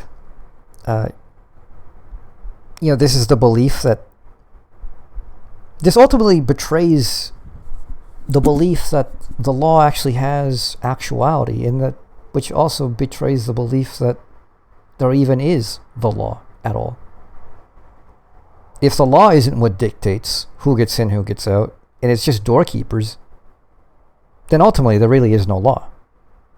It's just people's opinions. In which case, what are you after? Why does it matter?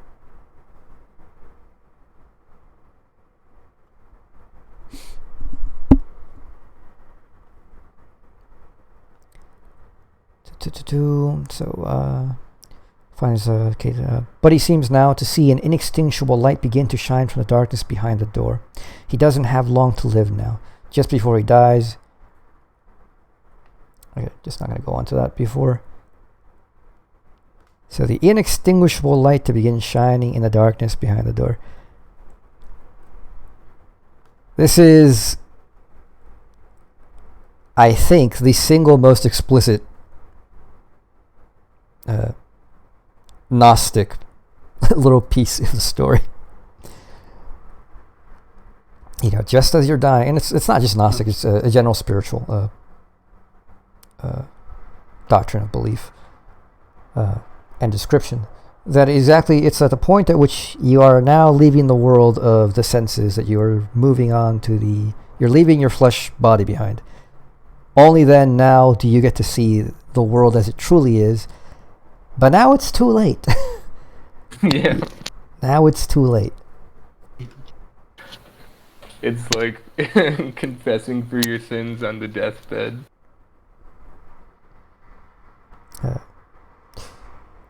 Which is why this life matters. Which is why the trial is this life and not the next life.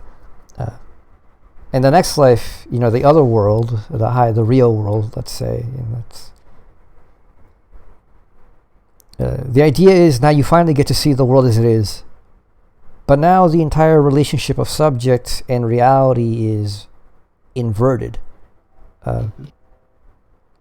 You are now the passive object of the ultimate spiritual subject, and all that you can do now is just passively receive the truth. But it's not on your subjective capacity to accept or deny anything now. So whatever happens in the spiritual world at this point is not your doing anymore. So whatever is good is not your good. So it's not going to get you. It's not going to look good on you because it's not you who is responsible for it. It's not like in this world where you do have agential capacity, and what you do is on you. And especially the more conscious and aware you are, the more on you it is. The more guilty you are.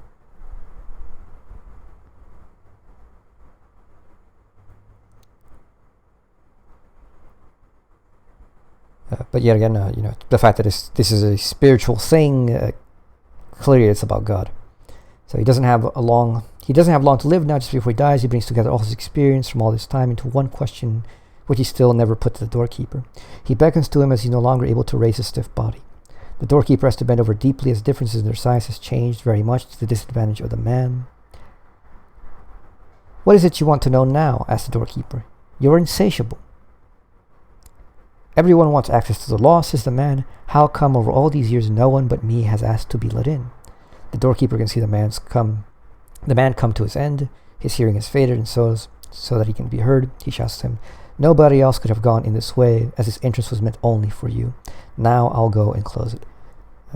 This is probably one of the weirdest things about this, which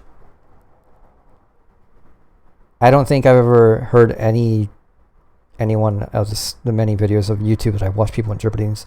One, they only like a few of them, like not even a few, a couple, 2 of them I think have mentioned this parable, and none of them have mentioned how weird this is. So the thing about the law is, right, in normal terms, the thing about the law is we understand it in normal terms of this world. The law is that which is explicitly universal and open to all. And how is it open to all? Well, it's written there, accessible to anyone who is born in society, raised in society. It can be spoken to you if you can't read.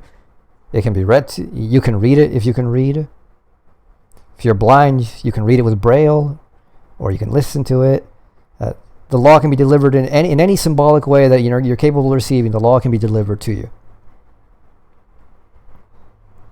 But here we have the law, which is not general, universal to anybody. It's a law specific to you. Under regular terms of understanding, this is a complete contradiction. A law that is a law only for one singular instance doesn't make sense as a law. Yeah. Yet here what we're being told is exactly this. This is what the law actually is.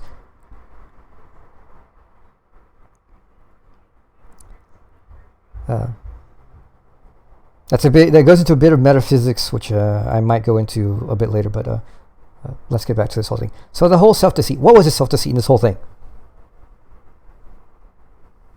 Because Kay's self-deceit is that he says that he thinks he could be honest and open with the priest unlike everybody else, which is a complete lie, which is self-deceit. But what the hell does this have to do with that kind of self-deceit?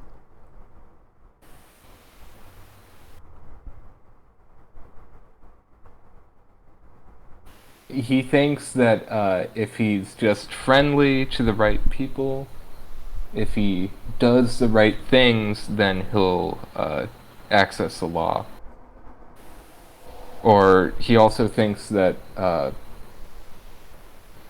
he can access the law without any real struggle, that he'll just passively be accepted eventually, because he should.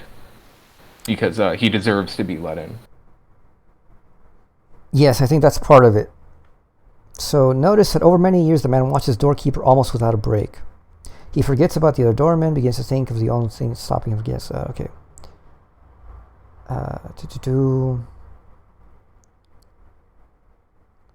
Let's see. So the doorkeeper gives him a stool, lets him sit down on one side of the gate. He sits there for days and years. He tries to be allowed in time and again and tires the doorkeeper with his requests. So he's always asking, like, can I go in now? No. Can I go in now? No. How about now? No. How about now? No.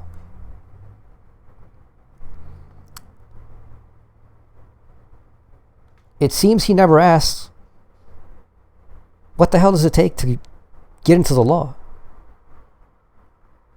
It seems that most of the questions come from the doorkeeper. The doorkeeper asks him, just like asking him about where he's from and many other things. But these are disinterested questions such as great men ask, and he always ends up by telling him he still can't let him in.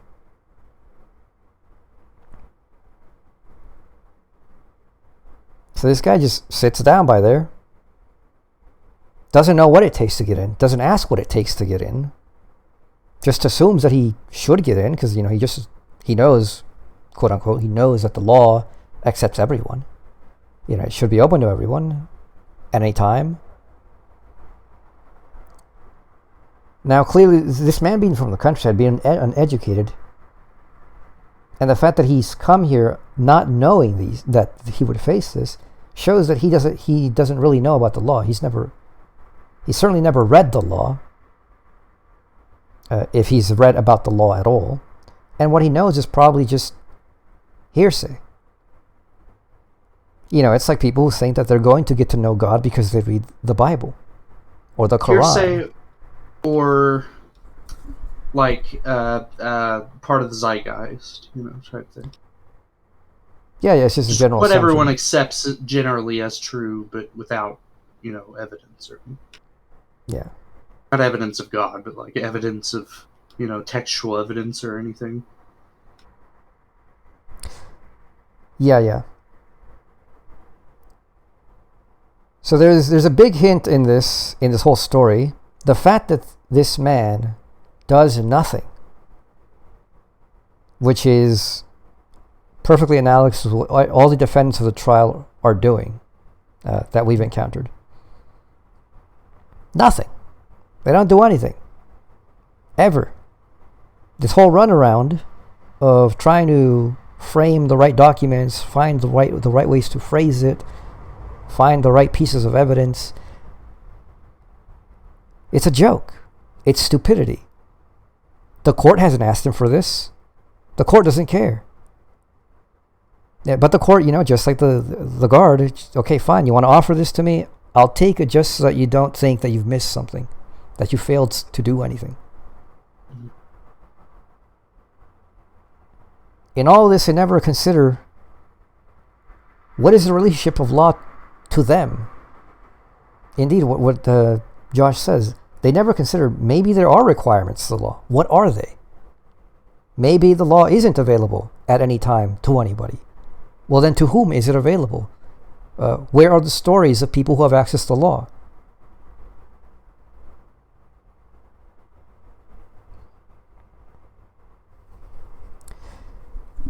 So he hasn't done that. His failure to get in is multiple, from my interpretation. One, he doesn't know. He arrives at a place, he's been told the law is there. And somehow, when he's reaching the end of his life, he for a moment glimpses the law there. Okay, so let's assume that the law is there. But there's somebody there, and they tell me you can't go in now. And yes, on a superficial level, he has every reason to buy what this person says. And like, oh, well, he's big and tough, and he could beat me up, and he'll kick me out, even if I try to get in. But this is the law. Like, this isn't just some finite thing. This is the law. This is God. This is the absolute, the infinite. If one had an inkling of what this actually means, there is no way you could accept what this guard has told you. Right.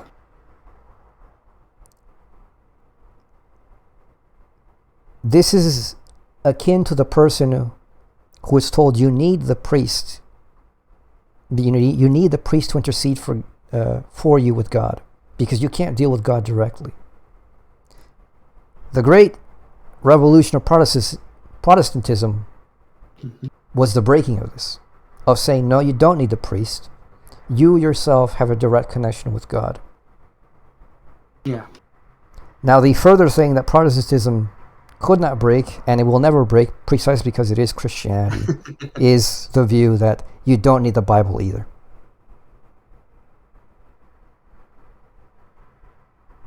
Might even be a detriment to some. So, these... Because if the law is indeed the law, it is the true universal, there's got to be a link directly from it to you. Now, the link may not be clear, but there is a link. And to just accept, okay, somebody told you, well, no, you can't, and just go, well, he said I can't. And to do nothing for the rest of your life, but just wait, because this one person's gatekeeping you. One, you don't know that they can even gatekeep you. You haven't tried. Even in, like, the guard tells him, go ahead and try. Try me if you want. Maybe he would have kicked his ass and would have knocked him back out. Or maybe he would have just let him walk right through. Because what the hell could he do? He doesn't know what the law is. Yeah. He has no reason to think it'd be wrong to just go in. And at least if he went in and, he was stopped, it was against the law, then he'd know what the law is at least. And even the guard. This comes up later. Even the guard can't even stand to see the third guard because he says that he's so great and mighty. If he can't stand to see that, then he surely can't stand to see the law. So what the fuck is he talking about? He too doesn't know what the hell he's talking about. And maybe it's the case that the guard thinks that he has the strength and the might to stop a lowly peasant, or, well, not peasant, but a countryside man. But maybe he doesn't. Maybe the countryside man in some way is mightier than this guard, despite the appearance. Maybe it's all hot air. Even the guard doesn't know this. And you have to take this into account because this is obviously not a physical account. This is a spiritual account. Yeah. In the spiritual realm. Yeah, in a spiritual realm, having a big buff body means nothing. So maybe, the man could have just pushed through, even if the guard tried to stop him. He doesn't know.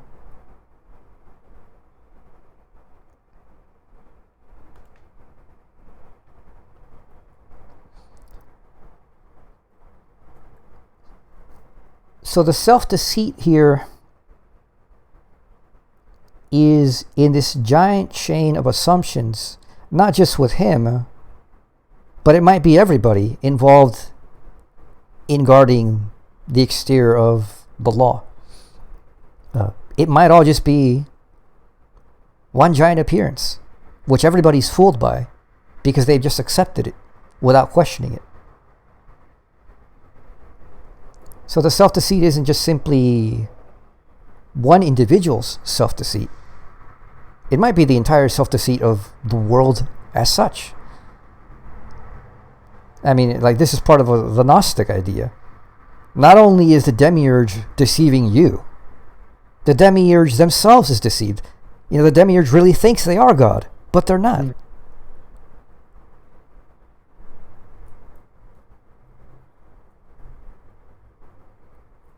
Because it hasn't approached anything higher because it can't. Yep. There's no, Shiva, I guess, to come down to say, no, I'm the actual highest. I think it was Shiva that did that when there was an argument between, Rama and Krishna or whoever. Yeah, I think I've heard of that one. Not sure on the details. Yeah. But the point is that the self-deceit is just in the assumption, which Kay does a lot, beyond just lying to himself and rewriting his own memory of events.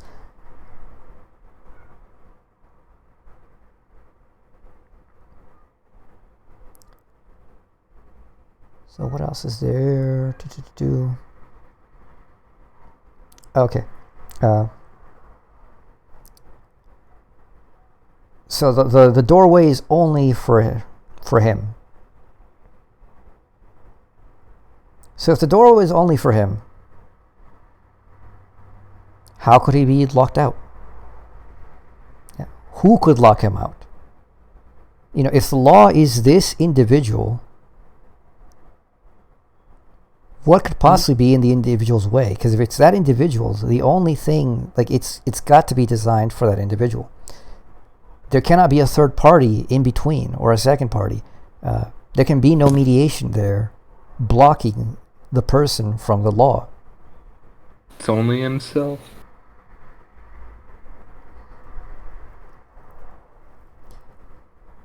Yeah, and that was the only way in which he could have gotten in, possibly. Yep. Because others would get in a different way. No one else gets in this way. This is for you.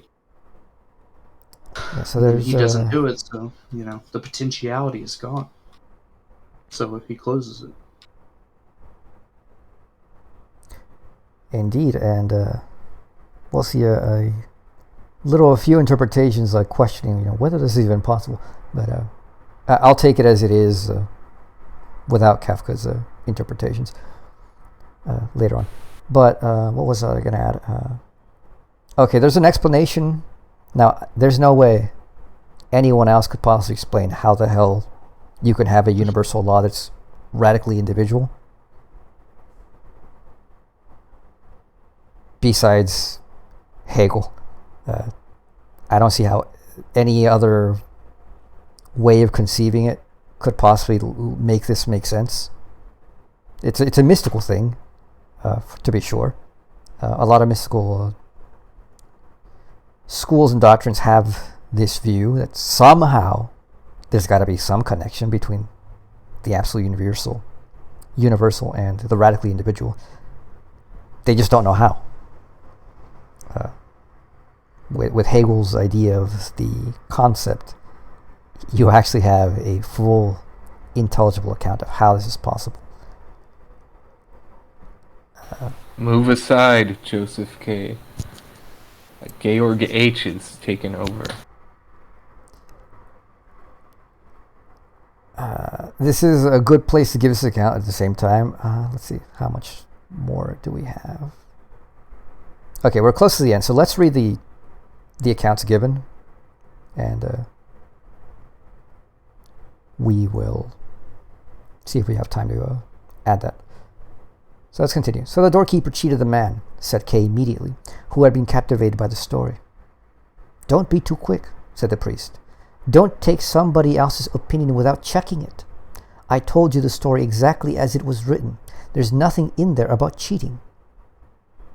But it's quite clear, said Kay, and your first interpretation of it was quite correct.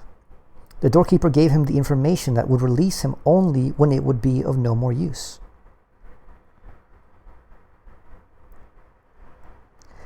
He didn't ask him before that, said the priest. And don't forget he was only a doorkeeper, and as a doorkeeper he did his duty. What makes you think he did his duty? Asked Kay. He didn't. It might have been his duty to keep everyone else away, but this man is who the door was intended for, and he ought to have let him in. You're not paying enough attention to what was written, and you're changing the story, said the priest. According to the story, there are two important things that the doorkeeper explains about access to the law. One at the beginning, one at the end. At one place he says he can't allow him in now, and at the other he says this entrance was intended for him alone. If one of the statements contradicted the other, you would be right, and the doorkeeper would have cheated the man from the country. But there is no contradiction. On the contrary, the first statement even hints at the second. But you could almost say that the doorkeeper went beyond his duty in that he offered the man some prospect of being admitted in the future. Throughout the story, his duty seems to have been merely to turn the man away, and there are many commentators who are surprised that the doorkeeper offered this hint at all, as he seems to love exactitude and keep strict guard over his position. He stayed at his post for many years and doesn't close the gate until the very end, but he's very conscious of the importance of his service, as he says, I'm powerful. He has respect for his superiors, as he says, I'm only the lowliest of the doormen. He's not talkative. All through all these years, the only questions he asks are disinterested. He's not corruptible. As when he's offered a gift, he says, I'll only accept this so that you don't think there's anything you failed to do. As far as fulfilling his duty goes, he can be neither ruffled nor begged, as it says about the man that he tires the doorkeeper with his requests. Even his external appearance suggests a pedantic character. The big hooked nose and the long, thin, black Tartar beard. How could any doorkeeper be more faithful to his duty? But in the doorkeeper's character there are also other features which might be very useful to those who seek entry to the law.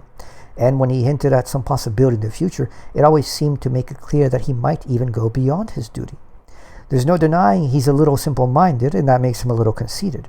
Even if all he said about his power and the power of the other doorkeepers, and how not even he could bear the sight of them, I say even if all these assertions are right, the way he makes them shows that he's too simple and arrogant to understand properly. The commentators say about this that correct understanding of a matter and a misunderstanding of the same matter are not mutually exclusive.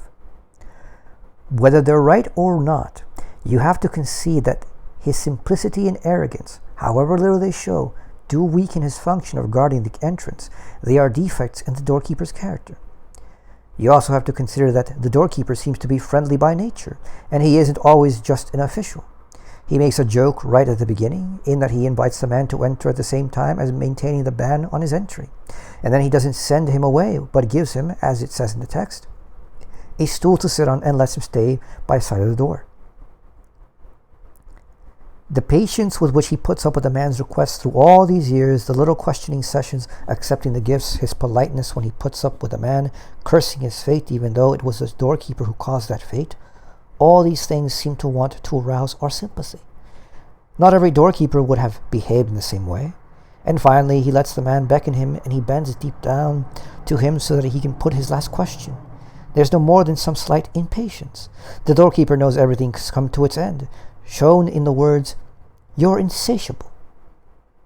There are many commentators who go even further and explaining it in this way, and think the words, "You're insatiable," are an expression of friendly admiration, albeit with some condescension.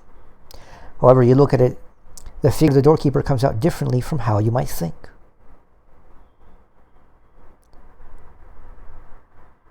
"You know the story better than I do, and you've known it for longer," said Kay. They were silent for a while, and then Kay said, "So you think the man was not cheated, do you?" "Don't get me wrong," said the priest. "I'm just pointing out the different opinions about it. You shouldn't pay too much attention to people's opinions. The text cannot be altered, and the various opinions are often no more than an expression of despair over it. There's even one opinion which says it's the doorkeeper who's been cheated." "That does seem to take things too far," said Kay. "How can they argue that the doorkeeper has been cheated?" "Their argument," answered the priest, "is based on the simplicity of the doorkeeper. They say the doorkeeper doesn't know the inside of the law, only the way into it, where he just walks up and down. They see his ideas of what's inside the law as rather childish, and suppose he's afraid himself of what he wants to make the man frightened of. Yes, he's more afraid of it than the man, as the man wants nothing but to go inside the law, even after he's heard about the terrible doorman there, in contrast to the doorkeeper, who doesn't want to go in, or at least we don't hear anything about it. On the other hand, there are those who say he must have already been inside the law, as he has been taken on into its service, and that could only have been done inside.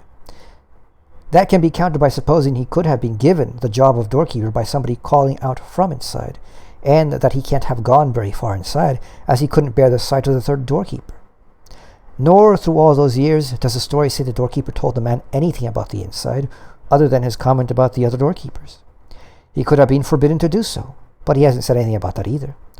All this seems to show he doesn't know anything about what the inside looks like, or what it means, and that's why he's being deceived. But he's also being deceived by the man from the country, as he's this man's subordinate and doesn't know it. There's a lot to indicate that he treats the man as his subordinate, I expect you to remember, but those who hold this view would say it's very clear that he really is his subordinate. Above all, the free man is superior to the man who has to observe another. Now the man really is free. He can go wherever he wants. The only thing forbidden to him is entry into the law, and what's more, there's only one man forbidding him to do so, the doorkeeper. If he takes the stool and sits down beside the door and stays there all his life, he does this of his own free will. There's nothing in the story to say he was forced to do it. On the other hand, the doorkeeper is kept to his post by his employment. He's not allowed to go away from it, and it seems he's not allowed to go inside either, not even if he wanted to. Also, although he's in the service of the law, he's only there for this one entrance, he's there only in the service of this one man who the door is intended for. This is another way in which he's his subordinate. We can take it that he's been performing this somewhat empty service for many years, through the whole of a man's life, as it says that a man will come. That means someone old enough to be a man. That means the doorkeeper will have to wait a long time before his function is fulfilled. He will have to wait for as long as the man liked, who came to the door of his own free will. Even the end of the doorkeeper's service is determined by when the man's life ends, so the doorkeeper remains his subordinate right to the end.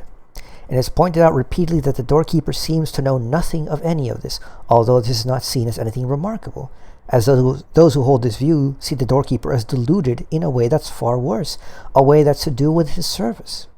At the end, speaking about the entrance, he says, "Now I'll go and close it." Although at the beginning of the story it says the door to the law is open as it always is. But if it's always open, always, that means it's open independently of the lifespan of the man it's intended for, and not even the doorkeeper will be able to close it. There are various opinions about this. Some say the doorkeeper was only answering a question or showing his devotion to duty, or just when the man was in his last moments, the doorkeeper wanted to cause him regret and sorrow. There are many who agree that he wouldn't be able to close the door. They even believe, at the end at least, the doorkeeper is aware, deep down, that he's the man's subordinate, as the man sees a light that shines out of the entry to the law, whereas the doorkeeper would probably have his back to it and says nothing at all to show there's been any change. That is well substantiated, said Kay, who had been repeating some of the parts of the priest's explanation to himself in a whisper. It is well substantiated, and now I think the doorkeeper must have been deceived. Although that does not mean I've abandoned what I thought earlier, as the two versions are, to some extent, not incompatible. It's not clear whether the doorkeeper sees clearly or is deceived. I said the man had been cheated.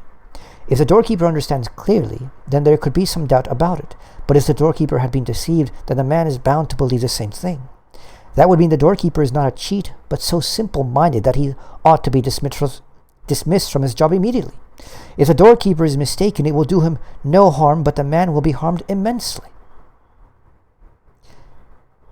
There you found another opinion, said the priest, as there are many who say the story doesn't give anyone the right to judge the doorkeeper. However he might seem to us, he is still in the service of the law, so he belongs to the law, so he's beyond what man has a right to judge.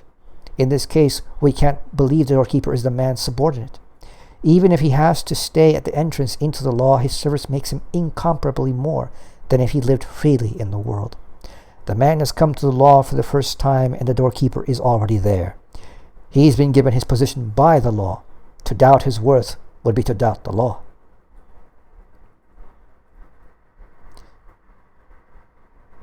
I can't say I'm in complete agreement with this view, said Kay, shaking his head. As if you accept it, you'll have to accept that everything said by the doorkeeper is true. But you've already explained very fully that's not possible. No, said the priest. You don't need to accept everything as true. You only have to accept it as necessary. Depressing view, said Kay. The lie made into the rule of the world.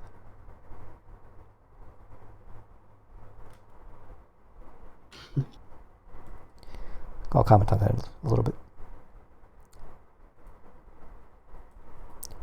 Kay said that as if it were his final word, but it was not his conclusion. He was too tired to think about all the ramifications of the story, and the sort of thoughts they led him into were not familiar to him. Unrealistic things better suited for officials of the court to discuss than for him. The simple story had lost its shape. He wanted to shake it off, and the priest, who now felt quite compassionate, allowed this and accepted Kay's remarks without comment, even though his view was certainly very different from Kay's. In silence they carried on walking for some time. Kay stayed close beside the priest without knowing where he was. The lamp in his hand had long since gone out. Once, just in front of him, he thought he could see the statue of a saint by the glitter of the silver on it, although it quickly disappeared back into the darkness. So that he would not remain entirely dependent on the priest, Kay asked him, We're now near the main entrance, are we? No, said the priest. We're a long way from it. Do you already want to go? Kay had not thought of going until then, but he immediately said, Yes, certainly. I have to go. I'm the chief clerk in a bank, and there are people waiting for me. I only came here to show a foreign business contact round the cathedral. All right, said the priest, offering him his hand. Go then. But I can't find my way round in the darkness by myself, said Kay. Go to your left as far as the wall, said the priest. Then continue alongside the wall without leaving it, and you'll find your way out. The priest had only gone a few paces from him, but Kay was already shouting loudly, Please wait! I'm waiting, said the priest. Is there anything else you want from me? Asked Kay. No, said the priest. You were so friendly to me earlier on, said Kay, and you explained everything. But now you abandon me as if I were nothing to you. You have to go, said the priest. Well, yes, said Kay. You need to understand that. First, you need to understand who I am, said the priest. You're the prison chaplain, said Kay, and went closer to the priest. It was not so important for him to go straight back to the bank as he had made out. He could very well stay where he was. So that means I belong to the court, said the priest. So why would I want anything from you? The court doesn't want anything from you. It accepts you when you come, and it lets you go when you leave.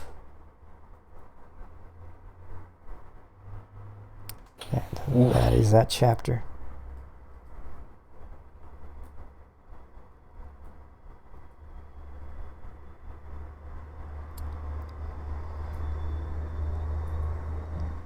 So regarding all the different interpretations that Kay is offered by the priest,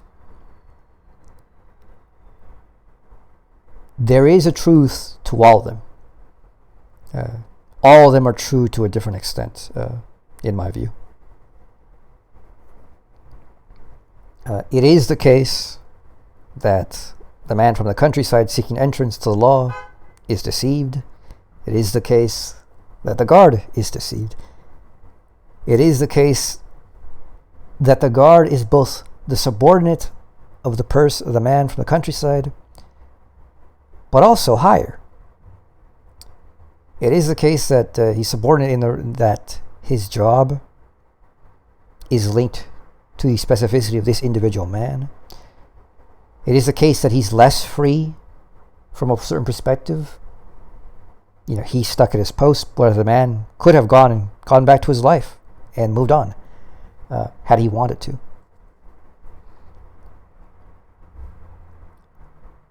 It's the case that he's higher, not only in that he's closer to the law, and he has been given his job by the law. Therefore, in some way, even if he is deceived, it's a deception not as a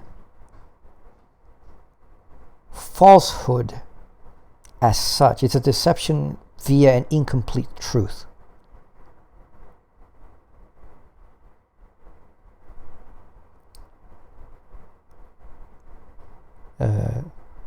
Now, the stuff on the being who is subordinate to who is a deeply theological thing, a contradiction within spirituality itself, by the way. And the one thinker for whom, at least on the esoteric side, explicitly esoteric, who brings this up is Rudolf Steiner, to me. Yep. And Steiner holds this contradiction to be true, and he understands the contradiction, but he has no problem with it. Also, Casey. Casey brings it out more strongly than Steiner even, because Edgar Casey's cosmology and hierarchy of being. The angels are closer to God, but they're not higher than us. And the reason they're not higher than us is because we have one full instantiation. They might have, this is the whole metaphor of, they might have eaten of the tree of life, whereas we ate of the tree of knowledge. And the tree of knowledge is higher than the tree of life. On the equal, if you put them side by side, which one is actually more valuable? The tree of knowledge is more valuable than the tree of life. The tree of life may give you power and may give you eternal being, but knowledge gives you freedom. Because the higher beings, so-called higher beings, like angels, their will is directly one with God's. They have no free will to go beyond and step and do something else. At least in Casey's account, there are many orders of angels who are basically spiritual machines. Their existence is completely tied to us. The worlds in which they may be the ones that manufacture the world, so to speak, that we experience materially. But it's a world for us. It's not for the angels, it's a world for us. Their task is to make a world for us. Their task is to watch over us. This is stated here. The one who gets around to move freely, who gets to move around, is the one that's free, as opposed to the one who just gets to observe. All they do is observe. All the people in the court ultimately do is slave in, day out, observing, jotting down, recording, interpreting. Whereas everyone else who's on trial are the ones who are out living life. But the people in the court aren't really concerned about that. They don't care. They are as they are where they are, and that's where they ought to be, and they're happy being there. Titterelli would only merely superficially complained, but he wasn't really complaining about his life. He likes it. The washerwoman also liked her life. The usher also liked his life. They all complain about this and that and law, but it's just a superficial game. That's what their duty and their life is one, and they like it. They're used to it. They're at they may be in stuffy offices, whatever, but that's what they're made for. That's their vocation. They might be simple-minded and single-minded, but that's all that's demanded of them. And in that simple-mindedness, in that not having the full grasp of everything, they are deceived. But it's not their intention to deceive anybody, and it's not their fault that anybody else is deceived. Because at least for those of us who are not within the court, we get to see a lot more of the trial than they ever do. All the court usher really knows about the court process is ushering in people. Beyond that, he knows nothing. He's never seen anything, and he doesn't particularly want to see anything. The lawyers get more of a view than they do. The lawyers know about certain cases more than the judges themselves do, because they've gone through multiple judges.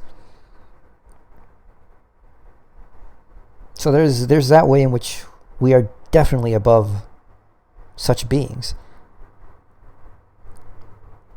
And as you can see, these interpretations have gone way beyond what the priest originally said.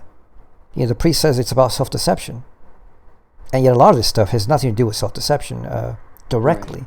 Right. It's to do with the grand metaphysics of reality as such.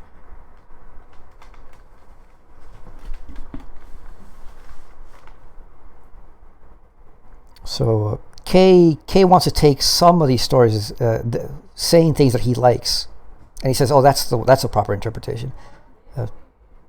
The priest knows better than that. Now the priest is playing that he doesn't know which is the proper interpretation. But it's not his job to tell Kay what is the proper interpretation. It's not the job of these beings to tell us what is the truth. This is part of a problem of people who get into spiritual community. They have a spiritual experience, I talked to an angel and they told me this and this and that. And they take it hook, line, and sinker. And they never question it. They never pay attention to the fact that some other person says, I had experienced those experience. And an angel told me this, that, and that. And it's different from what they said. If you try to look into, to determine, what is a spirit, I don't hide this. I believe in spiritual weird things. You may not understand fully the reasons for that, and I'm not going to go into that. But I'll just say that. Now, I don't have any personal spiritual experience. I've never talked to an angel. And I'm not sure that I probably would want to, considering how some of them are kind of scary. Not every, even in the Bible, the Old Testament, the encounters with angels were not entirely pleasant. They're not wonderful experiences necessarily. Be not afraid. there's a reason they told you don't be afraid. I just look like a fucking monstrous being from hell.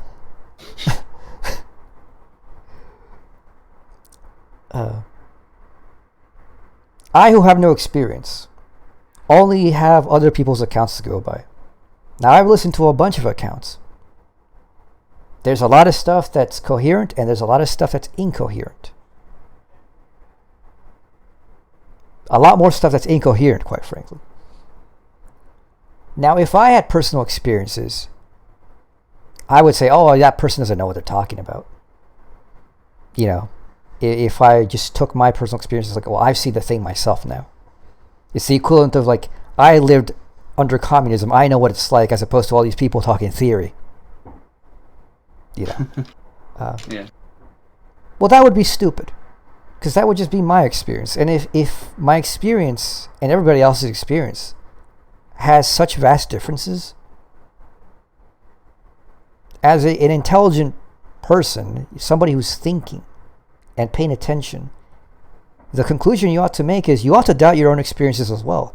That not just because you've had an experience means that you have any insight as to what it really is.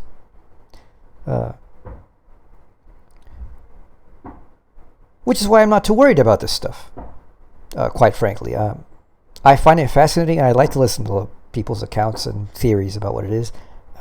But in none of them do I go like, oh, yes, you know, this person's got it. This is true.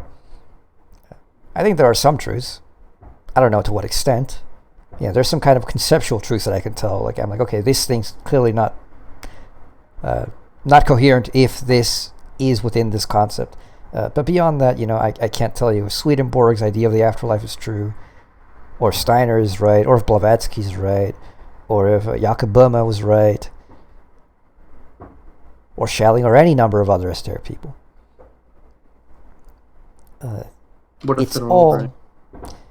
Yeah, and then there's a whole thing. There's a whole thing, which is the interpretation which I gravitate to, which is what if it is indeed that they're all right, and this is radically individual, to the point where, like, it's not that there is no shared world,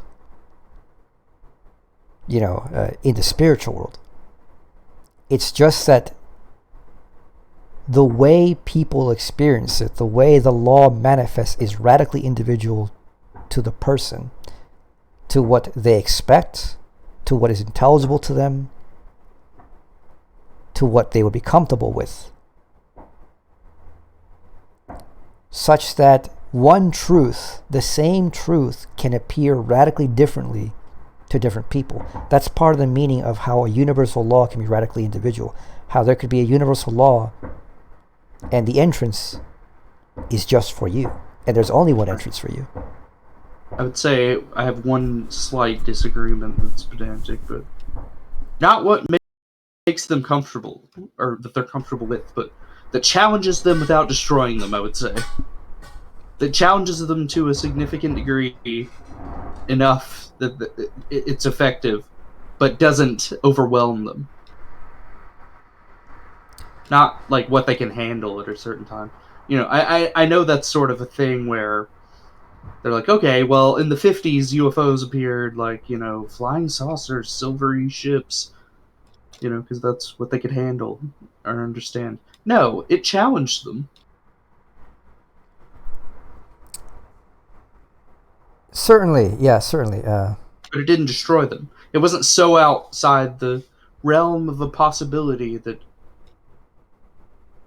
it was too chaotic. You know, the result was chaotic. Yeah, that's certainly the case, because I was kind of presenting more of the Swedenborgian thing. Like Swedenborg has, like, you know, everybody goes to their own heaven and everybody goes to their own hell. The meeting of communities is the meeting between similar minds, similar outlooks, and the comfort, at least with heaven, like, there's this idea that you can progress, but it could be extremely slow, because it's up to at whatever point you get bored. Whereas indeed, like with somebody like Steiner, Steiner's whole thing is you don't get the option to just like go at your own pace. There's a you're on a plan, and the plan is made by somebody far more intelligent than you, who knows what you need more than you do. Mm-hmm. And sometimes it's comfortable, oftentimes it's not, and it has to be by design. Nobody grows without adversity. Yeah.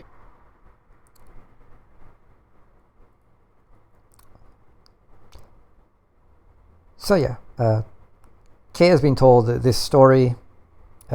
There's more that could be said about this and analyzed further, but for the purposes of the story, this is good enough. That it represents both the outlook of the people who face the court. To what extent it represents the way the court is. And the only thing that I want to say anything about is Kay finishes, his discussion of the interpretations. The priest says, no, you don't have to accept everything as true. You only have to accept it as necessary. I don't know how someone who's not aware of a certain kind of philosophy could possibly make sense of that.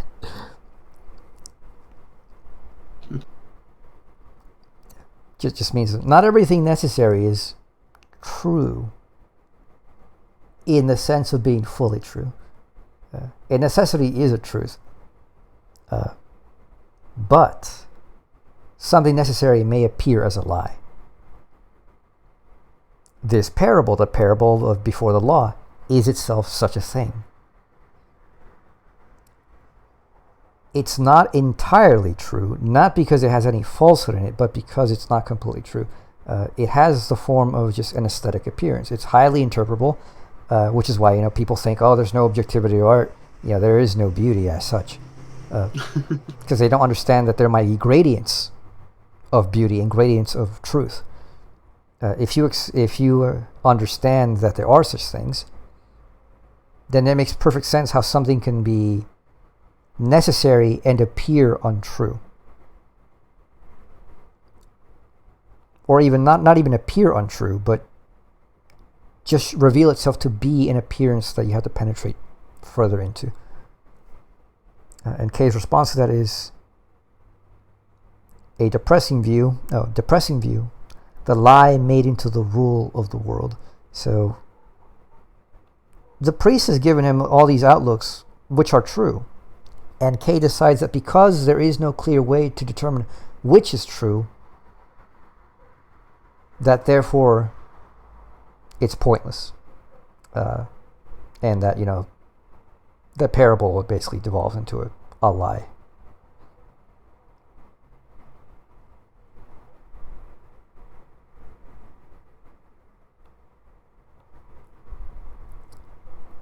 The lie made into the rule of the world.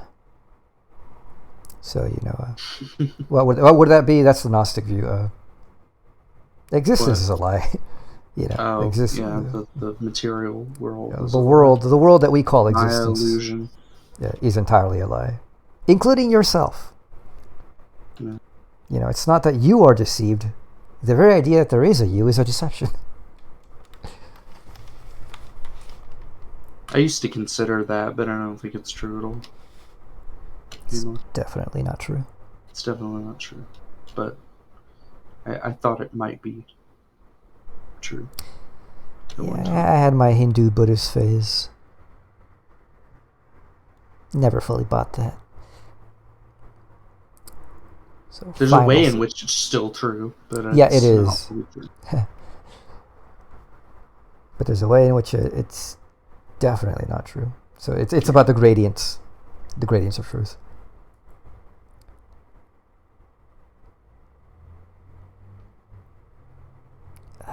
So this last little bit of Kay walking out with him is Kay being the most socially insufferable, emotional. I mean, it brings some bipolar. Yeah, it brings some bipolar. He's like, well, I gotta leave, gotta go. And as he's leaving, he's like, "You're not gonna stop me? Like, do you not care about me? I thought you were nice. I thought you liked me. I thought you cared." And he's like, "But you just said you had to go." And he's like, "Well, yeah, I do." He's like, "Well, go."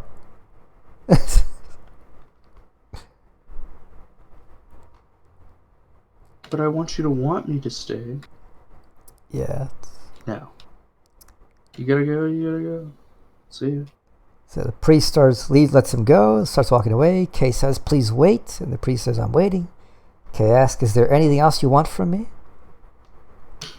And the priest says, such a good set of responses. He says, "No." And Kay says, "You were so friendly to me earlier on, and you explained everything, but now you abandon me as if I were nothing to you." Yeah. Definitely Kay. This is the first time like Kay actually wants somebody to help him and want him. Like, funny enough, like this is the depth, and this is the only time it happens in the story. It's probably the most open he's been about his vulnerability, and that he's so lost now. He's wanted nobody's help before, but he really wants this person's help. And at the same time, he's pushing them away. This is actually very normal. I think we all know people, and maybe even we ourselves have done this in our life, where unknowingly we do this. Probably one of the most stupid things human beings do, but boy, is it common.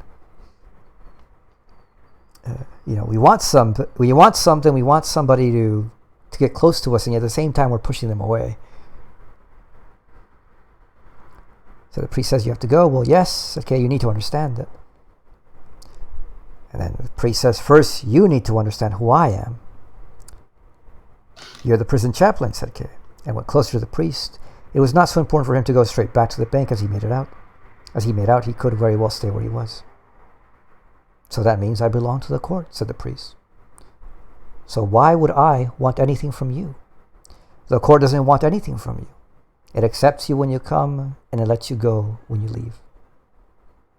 And there's another translation which I like more, but I forget which one it is, because it's the audiobook that I heard. It just better phrased, more poetic. Yeah, this translation is not as good. I mean, especially after reading this section that I've read in German. No good. Too late. We've already finished the whole book, basically. Yeah. So anyways... No matter, it's still a great book, regardless of the translation. Yeah, which just shows you, like, it's great. It's a great piece of art. It's very hard to fuck it up. So, this is telling of what we already know about the court. All these people who are defendants are obsessed with, like, providing things to the court, putting in written notices, giving them documentations, and the court has never asked them for anything. The court doesn't want anything from anybody. Nobody's life is stopped, as far as we can tell. None of the people that we've encountered. Obviously, if they were under house arrest, they wouldn't be at the court. So I guess that's self-defeating. But most people seem to be just like Kay. They're arrested, and they're allowed to go about their everyday life. Yeah, the court asks them to do things. Come in for a hearing. But fine, you don't want to come in for a hearing? Oh well, the trial goes on, whether you show up or not. The court doesn't want anything from anybody. So whatever you give it, it accepts. Whatever you don't, it doesn't matter. The trial is still going, and it's always observing. That's the main thing that is clarified here. That in the parable, it was. And the explanations of the parable, it's shown that the court is definitely observational in nature. All these proceedings are just further ways to observe. You don't want to go through them? Fine. Doesn't matter. The court is watching, has eyes everywhere. Not in a nefarious ways, but because everyone's part of the court, to some extent. Not explicitly, indirectly, everybody's connected to the court. Somebody always knows somebody who's undergoing a trial. Somebody's always knows somebody who's given gossip behind your back. Somebody always knows somebody's, is talking about what's going on within the trial. So everything's connected in the end. The court gives you the opportunity, if you remember chapter 3, when he was grandstanding at his hearing, he was told at the very end, he's like, by the examining judge, you've given up your right to a hearing and the benefits that gives you. And Kay's like, you could shove it. I don't care. I didn't care about these hearings anyway. And indeed, I mean, it was one way that he could have presented himself differently, had he given it any thought. But even then, you can't lie to the court, so it doesn't matter. Like, the court, all these things are just ways for you to have an opportunity to prove yourself. You don't want an opportunity? Oh well. So,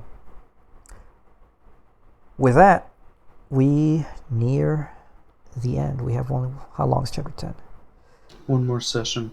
Yeah, it'll be...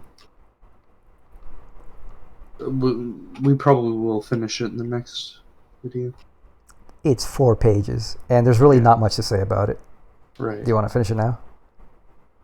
Right now? Okay, if you want. Josh, do you have to get to bed immediately? Yeah, I have to go to bed. Yeah, we can do chapter 10 next time with an epilogue. But, Yeah, we'll do an epilogue. Yeah. there's a lot to say about this. But all right, for those of you listening, hope you found this interesting, useful. See you next time. Later.